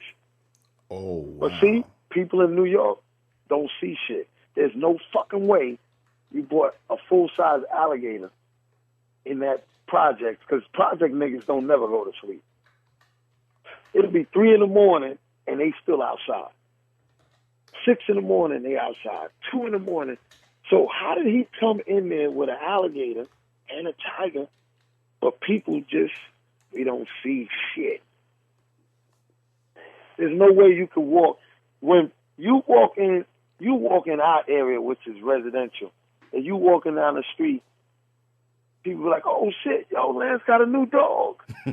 Oh shit, what kind of dog is that? Oh, that's a Norwegian a Norwegian hound dog. Oh wow. People know that he got the dog. They might not tell nobody. You know, people ain't go, yo, you know, Lance just bought a new dog. Oh, what? Wow. How'd you walk in there with an alligator and a tiger? He had to get the alligator when he was small. No, but he couldn't have had it that fucking long. That's true. Not in those conditions, because the air is so different up there. Right. He got to keep him warm. Exactly. Humid. Because, you know, they cold-blooded. That's why you see them out in the sun with their mouth open for hours so they can warm up and get their energy. Mm-hmm. That's why when them dudes said they be, like, catching them, they fuck with them and they burn out quick. They don't got too much. They got spurts. And after that, they die out and they can't really, then you jump on it. I'm not jumping on that shit. Fuck that. But, yo, this dude, how the fuck did you get this animals, 2 fucking animals in the project? Because people don't see shit. Mind your business. And the cops hate that. Oh, I remember when a Jamaican dude shot the other dude in his ass on the corner over the phone, right? We on the block. There's mad people on the block, maybe about 15 people. And it's 2 phone booths. And, like, the Jamaicans used to rock one, and we would rock the other one. And we knew the numbers to the phone booth. So guys used to call, like I called to the phone booth, and I'd be like, yo, somebody, you see the phone ringing, you pick it up. Hello? Who this? Yo, it's Kofi. Yo, Lance out there? Hold on, wait a minute. Oh, shit, yo, such and such, yeah.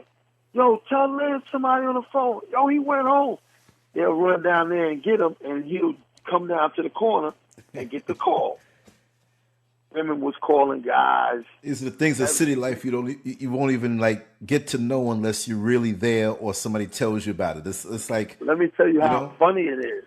Guys used to call from the state prisons, collect, and you be like, hello?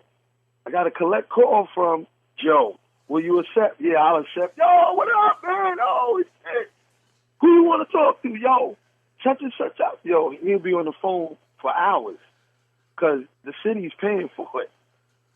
But Lance is the gadget man. He made some. Tell about that. The statute of limitations is over, so we can talk about it. This dude bought some keypad from Radio Shack, if I'm right. It's a tone dialer. A tone dialer, like when you would call and say, for example, you were on a rotary phone and you had an answering machine at home, but you had to have the tones, but you didn't. So you put this tone dialer by the mouthpiece of the rotary phone and go do do do do do for whatever prompt that you wanted to have playback or replay or whatever. But you modify it and you put it to a public phone, and the noise that was modified inside of the tone dialer was the same noise that when you put a dime or a quarter or a quarter, 25 cents inside where it goes. Well, when you hit one of the numbers on the tone dialer, you've deposited 75 cents. So when they ask for 25 cents more, hold the tone dial up and keep talking. Damn. Yo, this is a long time ago now. I used to call my mother down south and be on the phone for hours. And she was like, "How you on this phone so long? You got a bunch of quarters?" I'm like, "Yeah." And all our friends, it was like it's between like it was a handful of us that were cool like that, you know. Because tell them, Collie, you know, you had keys. I don't have to be home. Collie can go by my crib, eat, sleep, do whatever. You know, who's that girl? Oh, okay, whatever. Or it's like, well, who got the zapper? Big Ty will be like, who got it? Ray got it. Oh, yo, Ray, I need the zapper. Oh, I got it. We get it back.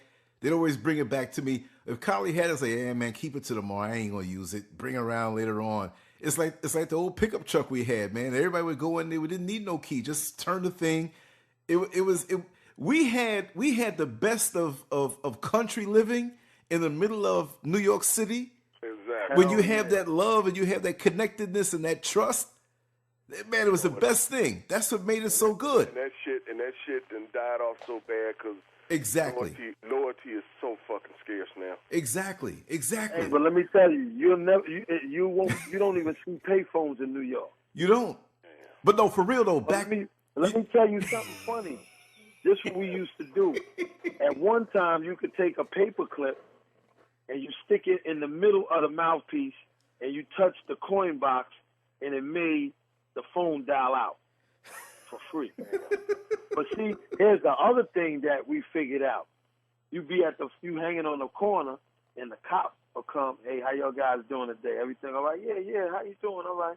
And he'll pick up the phone and push operator. And, you know, they talking and you don't know what's being said, but you see him push the 0 and he'd be like, "Badge number 54321. And then you hear him say, "Thank you." And then he'll be talking on the phone. And I'm like, yo. So get their badge number. I would say any number. Right. The operator, I push the operator. She's like, "Yes, can I help you?" I'm like, "Oh, Officer Johnson, badge number 13541. And she'd be like, "What number?" And then you tell her the number. She's like, "Thank you." I'd be like, "Thank you." She said, "Okay, officer." Yo, we was killing them. Because they didn't think anybody had the balls to do that or to pick up on that. It's just like, okay, check it out. Down in Times Square, the old Times Square, like when you look at when you look at the movie Taxi Driver from back in the 70s when it was gritty and dirty, that's the Times Square I love and I miss and I used to go to all the time. But you used to have people by the Port Authority or by Show World, you know, the big peep show over there on 42nd and 8th. They had the payphones over there, and you had these white dudes who would have their little credit cards or their calling numbers. For example, like they would have calling cards, like the company calling card that would enable them as businessmen to call anywhere. This is before cell phones. And so they would stand there with their calling card and dial, and dial pretty quick because it was like the length of a credit card number, you know, 7432, so on. And bim, bim, bim, bim, bim, bim, bim, bim. You had dudes, brothers, Latino brothers, standing 4 and 5 feet behind that would look at them, dial the number out. We're not talking about on a rotary phone, but just hitting and they were so keen on remembering those numbers in the sequence. You had one shot, and these guys weren't always standing there dialing out like that. They'd get the number, they'd memorize it, and they'd either sell the number or make money on calls. Like, who wants to call so-and-so? Who wants to call so? Crazy. You get these abilities, desperation. You got a lot of foreign people that likes that because they could call to their countries. It's always a gimmick. Yep. Like our other friend who wanted to set up shop, but we didn't really do it. Remember? I ain't gonna say no names, but he wanted to set up in this place a switchboard with like 8, 9, 10 operators, and they were gonna run lines from the actual lines up in the pole. They knew somebody who would climb up and get, because you know you have open phone lines. At least back in the day, I don't know how it's done now. I'm quite sure it's the same way, especially up in New York, where they were test lines. They were lines that were live, that had numbers that were ready for use. It wasn't every time that when there's so many people in New York City that they had to do it that way. They couldn't just, there's a new phone, we have to go run a new line. No, they had multiple numbers up there. And it used to be where if you connect to the number and dial 958, it would tell you the number back. Remember, Carly? Maybe in New York City it's still like that. I'm not sure. I remember you. You can hit a certain digit and shit. And, it'll tell you the number that's there. So that's to find out. You know, I mean, it's some slick stuff. Remember that Jamaican dude that I rented the attic to? Remember I ripped the door off when he acted like he didn't want to leave? Colin? I think I was in jail. No, you were out there. No, you were out there, but you weren't there when it happened, but you came around after. Remember the little short dude with the dreads and the big tall hat?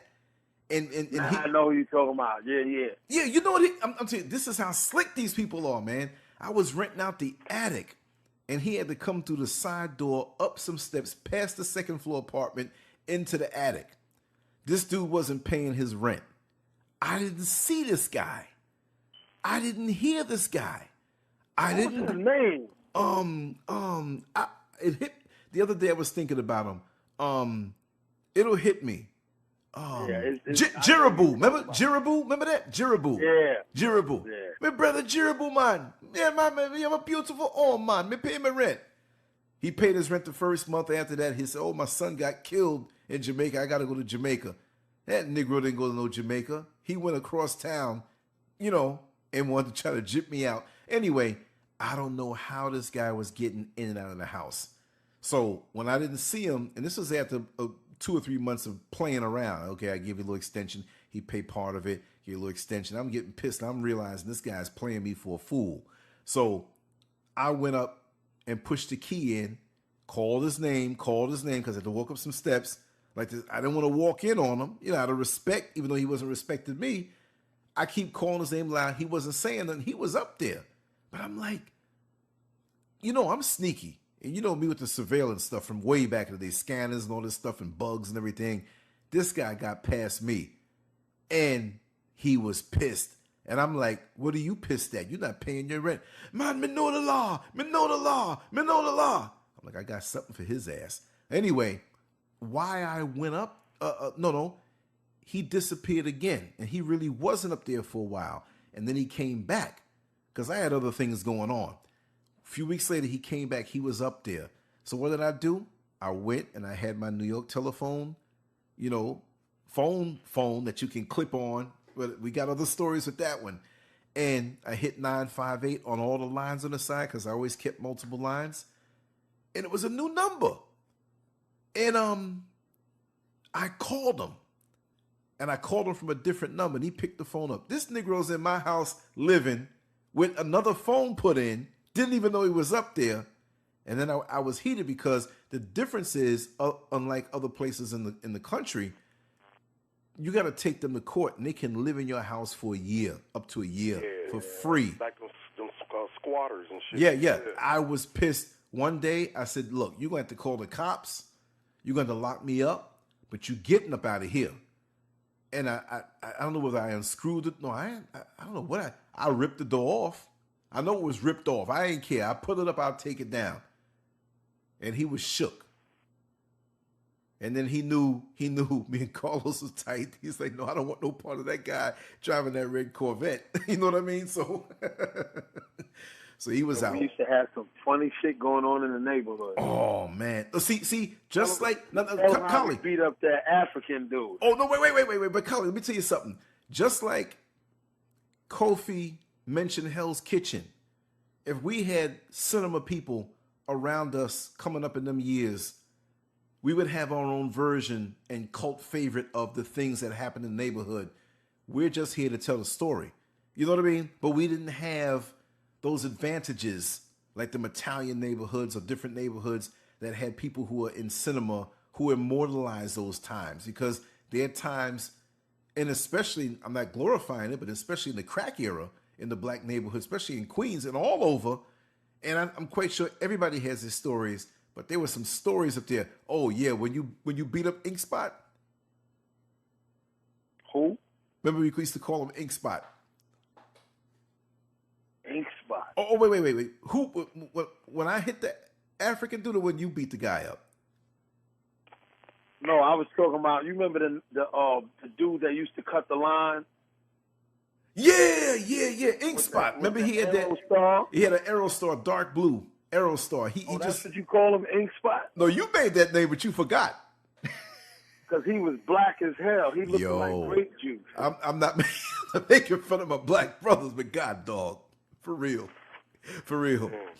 For real. Let me tell you, Africans don't like black people from America. They say, "Oh, y'all not free, so take your ass back." But we fucked him up. We caught him on this deserted street at night. Because remember what he did? He almost ran over some chick with a baby. Remember that? That's what really pissed you off. He almost hit the girl with the baby. Yeah. Then he was beefing with you and the other driver. Yeah, big time. I mean, he was brazen. He told some other dudes on the block, "Fuck y'all." Oh, yeah. I was like, "Oh, that's it." Yeah. And I borrowed my wife's car because my wife, she had a Pathfinder. I had a 2-seat Corvette. So yeah, everybody knew you in that. You couldn't go there. So I had these thirsty little niggas that always want to make points. So one day I told my wife, I'm like, "Yo, let me hold your truck." She's like, "Don't be doing nothing wrong in my truck." She already knew. I said, "We want to go get something to eat, and we all can't fit in the car." That made sense. So she's like, "All right." So I left my car. We got in the Pathfinder, and we seen the black Aerostar. And we followed him. So he was like kind of banned from this place called Sutphin Boulevard. Yeah. The Jamaicans didn't want him. No, he couldn't go over there. So he went to 165th, yeah, where people really don't go all the way up there. Right. So we pulled up, and I left this one kid. I said, "Watch the truck." So we cut through. We cut through on one end of the municipal parking, and we've come out on the other block without walking to the corner and turning. Now you don't know where we coming from. And we see him there. He thinks he's tough. So I walked up on him. I had these 2 young boys with me. I was like, "Yo, you like dissing people in the neighborhood?" He was like, "What?" And he arrogant, like he had that look like, "Get the fuck out my face." Exactly. And I was like, "Yo," and I just leaned on him, punched him in the face, so he staggered and fell back. So he said something to the guy. Yeah, call the police. Call the police. And the guy threw him a club, like from the steering wheel. He pulled it apart and he threw it. I said, "Oh, you want to play?" And I had pepper spray that I wanted to try out. I hit him in his face. Fuck that, hold that. And he was staggering because I didn't get him like good. Right. And the 2 little young dudes ran up and tripped him. Now we got him on the ground. I'm like, kicking him. They ran up. They ran up like the little midget in the Ghetto Boys' mind playing tricks on me. Well, yo, the funny part, it was already dark, and we had our hoods tied up down on our face, and we was fucking him up. And the other dude was like, "Yeah." I said, "Back the fuck up." So he backs up. And the dude tries to run, and he runs into these stores where they be selling gloves and hats and scarves and belts. He ran up in there. They were like, "No, don't come in the store." Don't bring that up in there. I said, "Yo, you ever diss my people again, I'll fucking kill you." And I shot him again in the face with the pepper spray, and I hit him in the eye. He's like, "Oh!" I said, "Welcome to American, motherfucker." Oh, my God. We just walked away, and we went into the parking lot, and then we came out on the other side. But now we in the parking lot. We came on the other side, got in the car, and just drove away. Now, we didn't see him for a while. The word was like, "Yo, he was shook. Niggas put that work in on that African dude." And I'm like, "What? Oh, shit." No, but wait. I told you when, I got to tell Kofi what it was all about, because in a nutshell, back in 79, there was a bus strike. And most places out in Queens, further out, were 2 fare zones. What that meant was that you had to take a bus to a train, and the train took you into Manhattan, where a lot of the jobs are. Not all of the jobs, but most and a lot of the jobs were. So when the bus went on strike, there was no way to get to the trains. So a lot of people took their cars and their vans and picked them up and charged $1. So there you had born the dollar van or the dollar car. Now, when the buses weren't on strike anymore, the money was so good, people still did it. And then you had to dip and dodge between the sheriff, the TLC, the police, different factions of law enforcement, if your papers weren't straight. But there really wasn't a way to legally do it. But if you had a for-hire vehicle type license or license plate and you paid more. Oh yeah, yeah. You could still pick up people off the street and hustle in the gray area as opposed to not having it at all. So that became a booming thing in the black neighborhood. With the time I was working at Home Depot, there was an African dude named Gerald who was doing it, and he was always buying me lunch. You know, yeah, man, I'm going to buy you lunch. And I'm like, first I was like, well, this guy keep buying me lunch. He, homo or nothing. I don't think he's no homo or whatnot. It is okay. I'm going to show you how to make some money. I'm going to show you how to make some good money, but keep it between you and me. So was this guy, a prostitute or something? So he showed me how he was doing it. And most people in the neighborhood didn't realize how much a lot of the Caribbean and African dudes were making, how much money they were making. So I'm like, yo, I got me a little van at first. The van jacked up after a while. I got a better van, decked it out, rimmed it out, put the name Sir Lance on the back with some blue neon on it, whatever. And I was on my way to making some money and having some good times too. I got a lot of stories from then. So that's how we kind of got into it. Now, there was the other guy. Remember the guy Roller Coaster?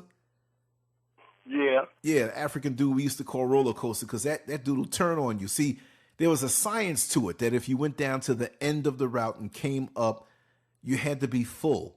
Now, we did shorter routes. We had 7-passenger vans, so you had to be full before you left the neighborhood to go drop people off by the subway. If you had 5, you still do it a 6, but you didn't want to have 3 and 2 and waste the trip all the way with nobody. So out of respect, when you go down to the end of the line and you come down empty and somebody's coming up, you don't jump in front of them. If they got 5 people in and need 2 more, you don't jump and take their 2. Go way down to the end of the line and come up. Now, on the radio, we help each other out. If I'm full, I'm like, yo, K9, go get them 3 right there, man. And another person on the radio like, yo, brother, we got 4 up here. So we worked together and we made our money. But a lot of the Africans didn't want to work in with everybody. So in the morning time, it was a free-for-all. In the afternoon, when the work crowd was coming back, we'd park up by Sutphin. See? And so Roller Coaster would jump in front of people, man, and mess you up. I had the last resort for me, I had one person, man. I was trying to get, nobody was out there past the point.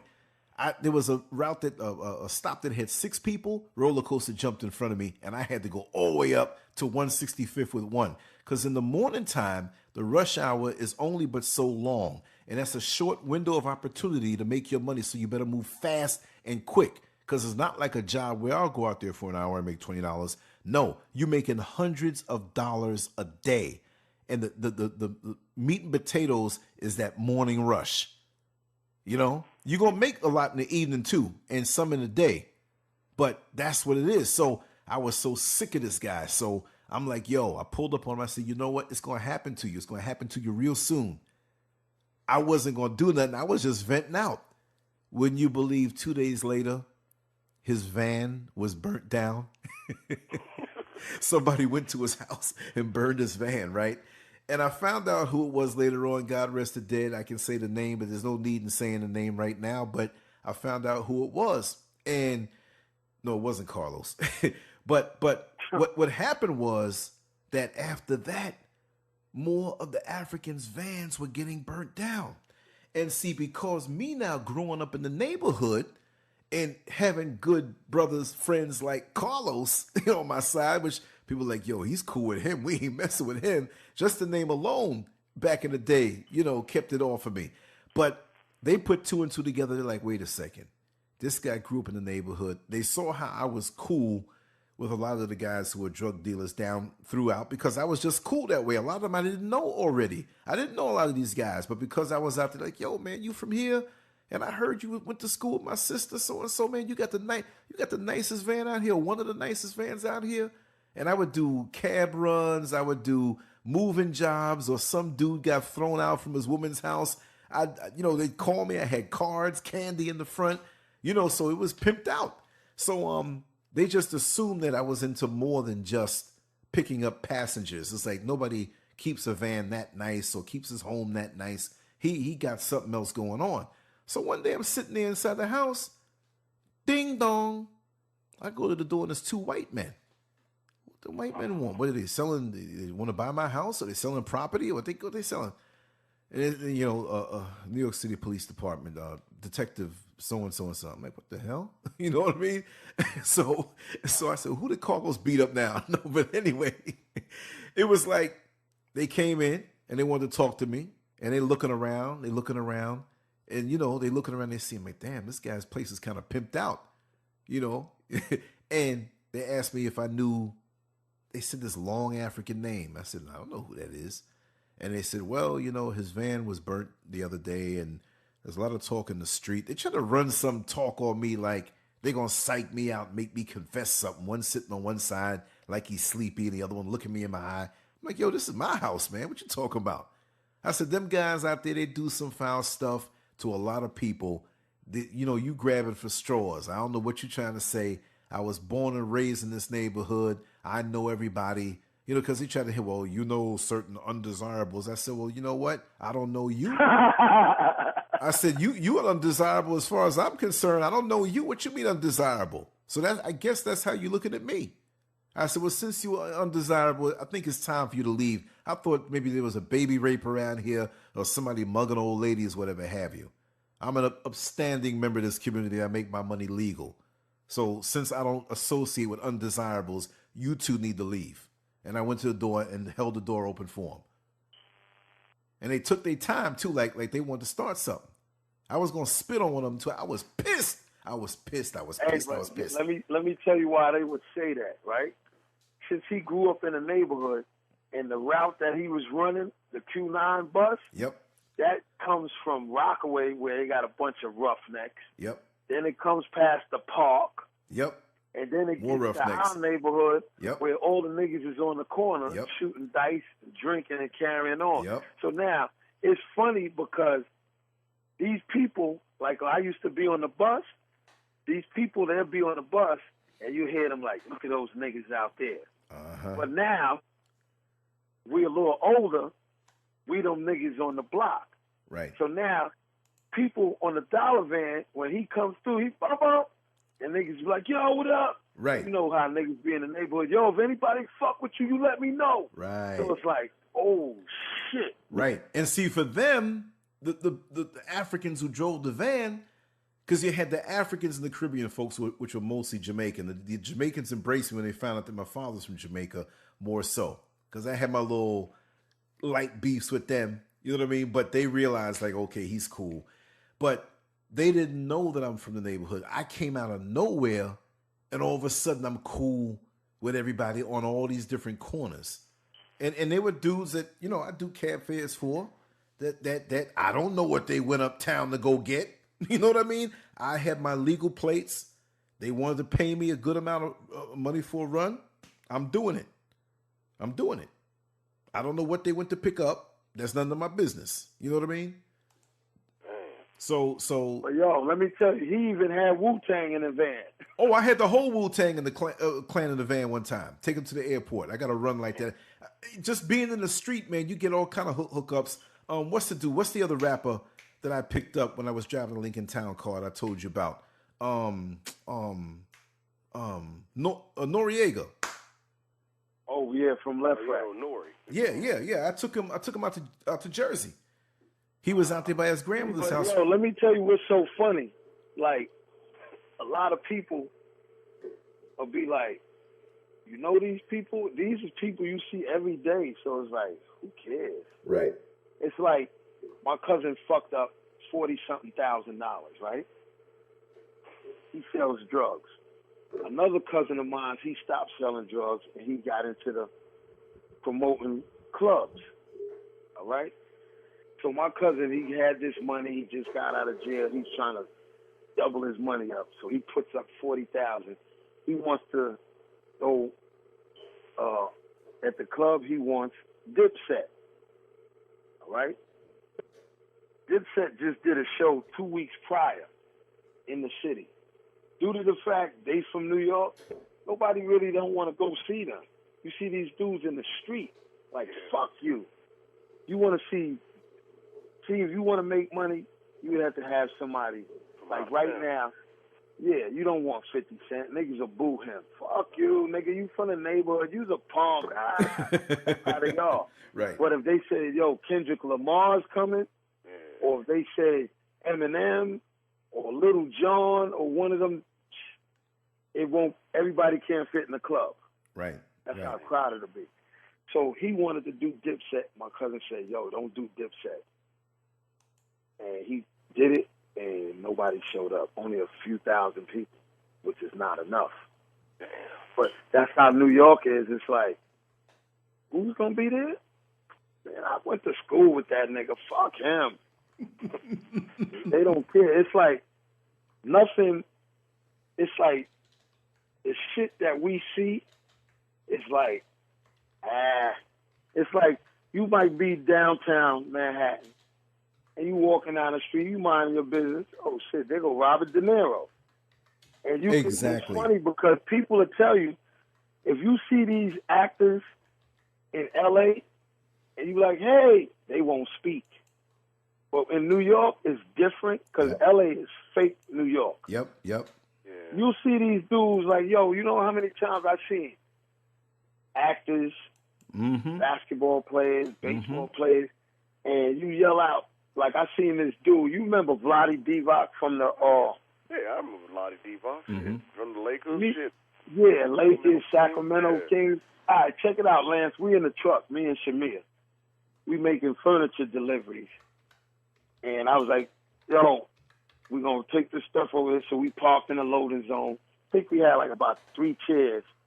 We rolled them up. So on the way back, I see like a head above the crowd. Like, what the fuck? So we getting closer, and the person is getting bigger. It's 4 dudes, like them Serbian-looking dudes. Yeah. So I look, it's Vlade Divac. So I run up on him, we walk, and I'm like, yo, Vlade, what's up? He was like, hey, what's up, man? She goes, you know him? I'm like, I don't know him. She was like, but he said, what's up, like he knew you. Because this is New York. Right. I seen Maurice Cheeks with his wife. I seen Carl Banks from the Giants, Marty Lyons from the Jets. You be seeing all these people, and it's like, I was on Jamaica Avenue. You know who I saw? Who? Run from Run DMC. Yeah, but he's always up. Yeah. He's chilling. He's mad little. Yeah, you think he's bigger, but he's little. See, let me tell you, you heard of the Lost Boys, right? Yeah. I used to ride them in the van. Yo, these is little dirty kids from the neighborhood. They always used to want to ride with me. For real. It was cool. Yeah. It's crazy. And you know Onyx? Yeah. Those are little guys. They from the neighborhood too. You see them? Yo, you heard of Coogee Rap and Polo, right? Yeah. Hell yeah. Of course. Man, we know they used to be right on the corner shooting dice. I'm like, yo, you Coogee Rap, yo, what's going on, man? And I'm like, these niggas are shooting dice? Eric B. and Rakim. Yep. Special Ed. Super Lover C, Casanova Rudd, Pharaoh Monch. It's like, yo, look at all these people. Nas, you go to the projects, you like, yo, and all of these dudes, like Busta Rhymes, he looks tall. He's not tall. A little guy. But see, I found out how they make them look tall. Because when the Lost Boys were shooting a video in the park, which is like 2 blocks from where we live at, the guys that shoot the video, they be on the ground and they shoot up. Right. And it makes you look larger than life. Right. Exactly. I'm going to tell you who I used to be with in the strip joint. He always, LL Cool J. You almost got in a fight with him in White Castle when Angela was there. You know that, right? I told you. I told that story a million times, so I wasn't even going to tell it now. But yeah. Yo, Kofi, let me tell you. White Castles is always some kind of beef in that shit. Oh, God. And see, LL is from Hollis. Hollis and our neighborhood don't get along. Right. So we almost had to beat him up in the White Castles one night. Because, see, this what happened. We was on the White Castles on Parsons and Union Turnpike. That's the one where I saw him at. That's where they used to go because that was the safe zone. Yeah, that was neutral. We came in there one night, and it was me, Keith, and Joey. It's just 3 of us. Right. And LL was in there with about 12 dudes. Same way, man. And He's always they rolling was giving us the look, like, and we looking like punk ass Hollis niggas, but they had us outnumbered, so they was feeling themselves. Right. And I didn't have a pistol on me that night, and we just ice grilled them like, we'll see you again. So this when he had that red Audi, he was up there and we was like 20 deep, and Joey was like, yo, there go them faggot ass Hollis niggas. He was like, yo, what's up? He said, don't give me that what's up shit. And I see this dude, Joey, he the littlest one out of all of us, and he the only Puerto Rican one. And he was like, what the fuck y'all niggas gonna do now? And they was like, oh, shit. He was like, oh, you don't remember the last time you seen it? He said, get the fuck out of here. Yo, they got in the car and left. But he always, LL was always in some shit because he was an arrogant, cocky nigga. Yeah. Yo, let me tell you, this dude got robbed at the high school by some girls. They robbed him for his jewelry. The project chicks stole his jewelry, beat him up. Man. They talking about, yo, what you doing in the South Side? He had to get up out of there, but he had no jewelry. But he used to be in the strip joint with me all the time. He nodded his head. He probably after a while was like, oh, that's that nigga that be with them other dudes. Because I was like the ringleader, but I always be like, yo, chill. That shit ain't worth it. But then you could tell, like, yeah, that's the one that's calling the shots. I ain't fucking with him, but he used to always see me, yo, what up, man? I'm like, yo, what up? Now, Jay-Z, that's a tall dude. He's 6'4". Oh, shit, I got Jay by a couple inches, shit. Oh, wow. How tall are you? How tall are you? Oh, wait. You sure you want to say your height? Because we done did these other videos, man. Oh, shit. I thought we stopped recording.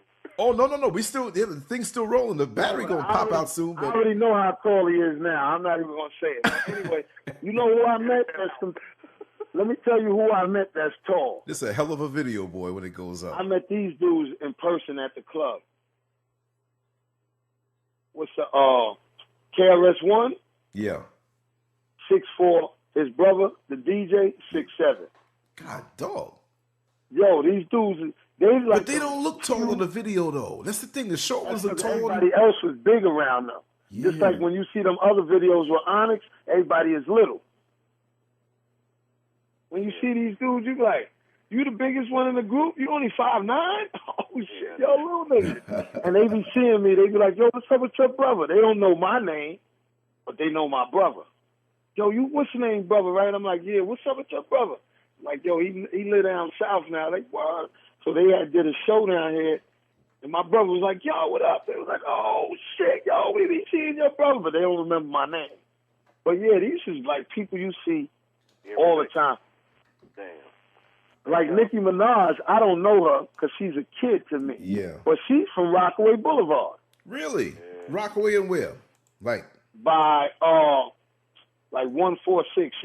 She started in the Bronx, but I think she came to Queens when she was probably 5'6". She's West Indian. Oh, really? So she lived in the fish house then. You better edit half of this, man. No, you gotta edit a couple of hours, shit. Yeah, we up to like 3.5 hours now. You know who else is from the neighborhood? Who? You don't never remember seeing Pam from Martin? Oh yeah, Tashina. Oh yeah. I should see her all the time. I'm like, yo, that's the little girl from Ryan Road. I used to see Salt and Pepper all the time. Remember that chick, Sweet Tea? I was at the red light. Yeah, from Sweet Tea was from Basie Projects. Yeah, and she I think she had her mother or some family live over there. I think it was 166, 167th Street off of Linden. She turned down there, and somebody had told me they said either her mother lives there or somebody, but she used to have a Jeep. Yeah, she did have a Jeep Wrangler. Yep, it was like a green one. Yeah, remember that? Yeah. See now we going back to the 80s now. All these people, you see them. Yo, you don't remember when Keith Sweat used to be on the block?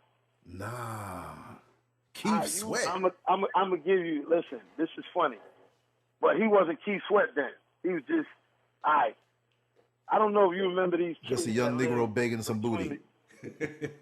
No. He was a working dude. Let me tell you, these kids named Eric, Georgie, and Gregory Sanders. They used to live on 134 between 105th and Liberty. If you came from 135th and you made the left and you stayed on your side of the block on 134. Right. 1, 2. They was in the third house. Are you serious? They had a light-skinned aunt named Fran Shawn. She was stuck up. Now, their mother, Miss Saunders, she worked down in that Wall Street area. So he used to come over to her crib, and, you know, they be doing work and hanging out. So we was on the block, and she was like, yo, this is Keith. He works with me. So we like, hey, what's up, man? She was like, yo, he's a singer. He's trying to become a singer. So we was like, oh, word.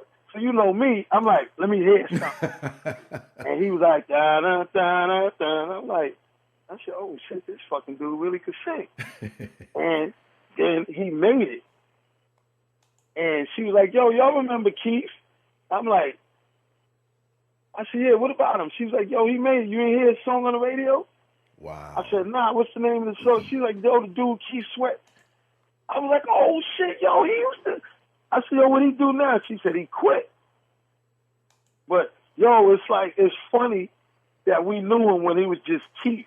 But that's the way, but that's the way it is, though. That's funny. I've seen all them niggas. Big Daddy Kane, Biz Marquis, all these niggas. Oh, yeah, Biz Marquis was always up at the Coliseum.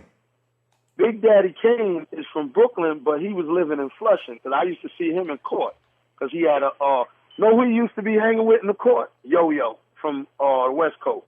Damn. Wow. I used to be in it. See, he got a little height on him, too. He ain't short. He got a big head, though. I'm like, yo, look at all these. It's like you meet so many people in New York. It's like, whatever. Lance going out to interview LL since they had that beef. He wouldn't remember that because he was always in stuff. You know what I mean? Always in some shit. Damn. Yeah, because me and Angelo were in the White Castle. We had his big behind camcorder, looked like a birdhouse. You know, camcorders when they first came out, they were huge. Looked like a big shoebox. You know what I mean? Yeah. So I had it and I was aiming it around in there in White Castle. We were waiting to even get online. There's a lot of people in there. There's a dude sitting next to me, sitting down. And so I'm aiming the camera around and I aimed it down at him, not in his face, but just like I panned the whole area. And he's like, yo, man, get that camera in my face.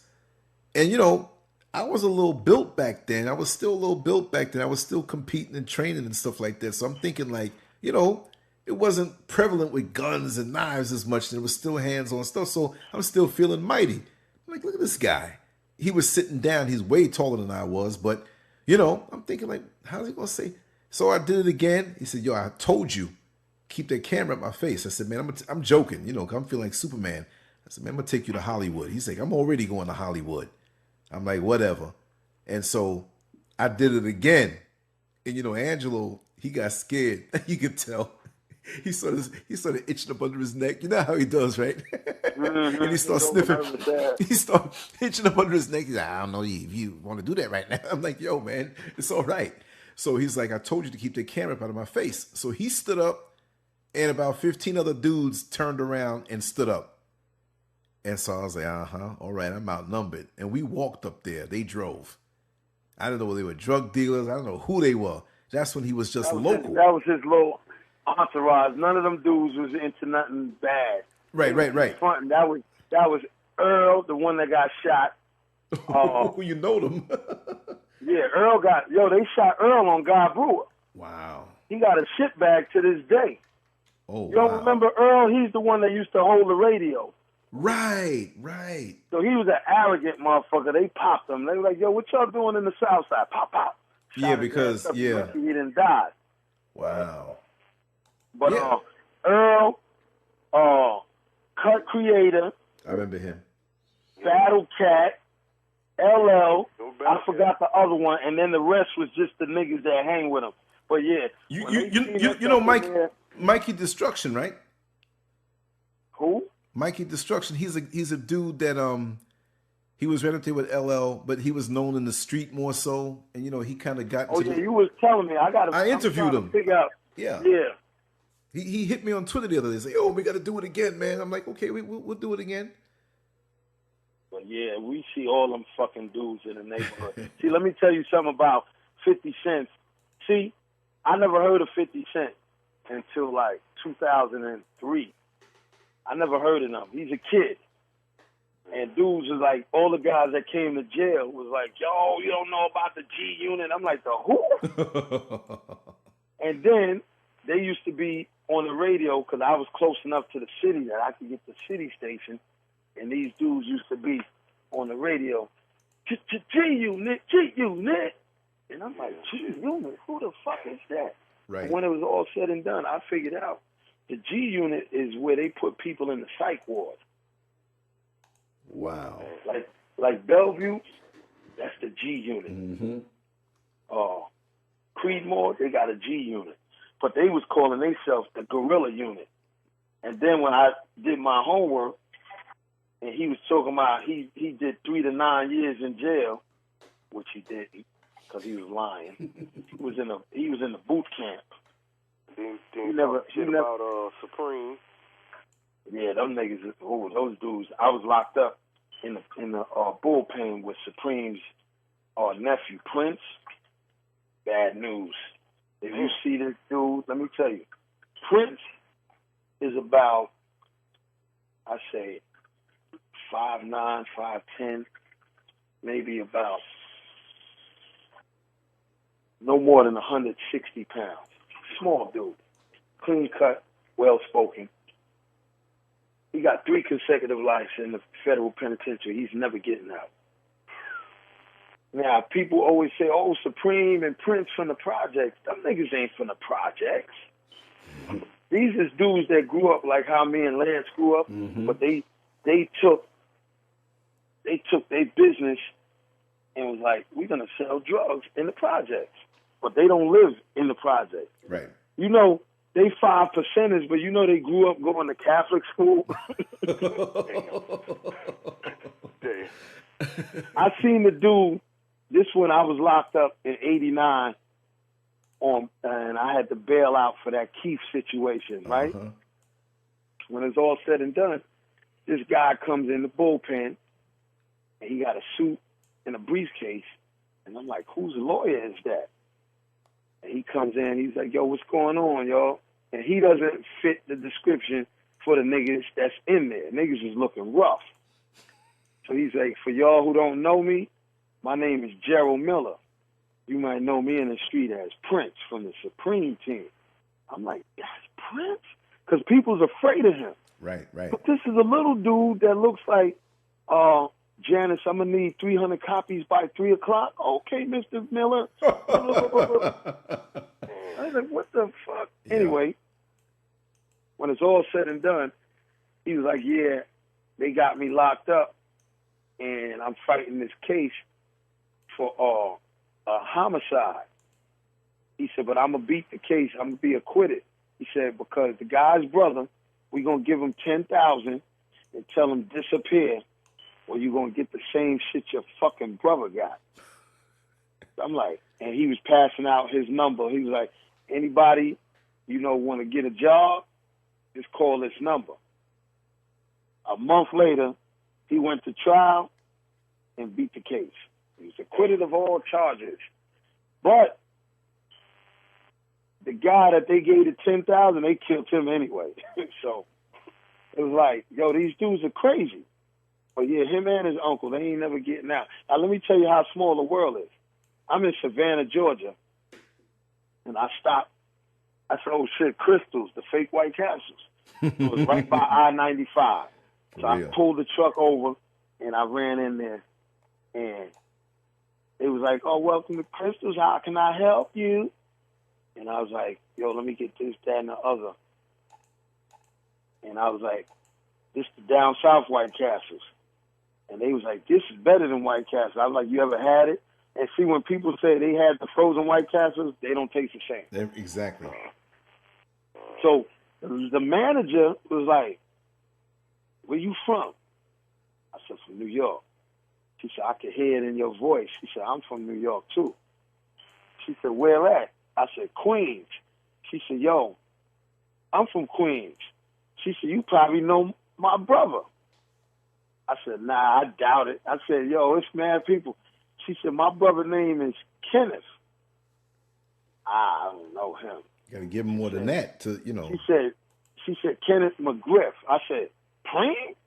She was like, yeah. Wow. She was like, they the reason why I moved out of New York. She said, because they were so out of control. Yeah. You know, people will be afraid, but they'll kill your family. So she was like, she left. Right. She said, my brother and my nephew, they ain't never coming home. I said, I heard. Yeah, they done. They finished. Y'all got me on the phone all the way to 5. I got to get up and Oh, man. Yeah, see, Kofi. It was 30 minutes, right? We were going to talk for 30 minutes.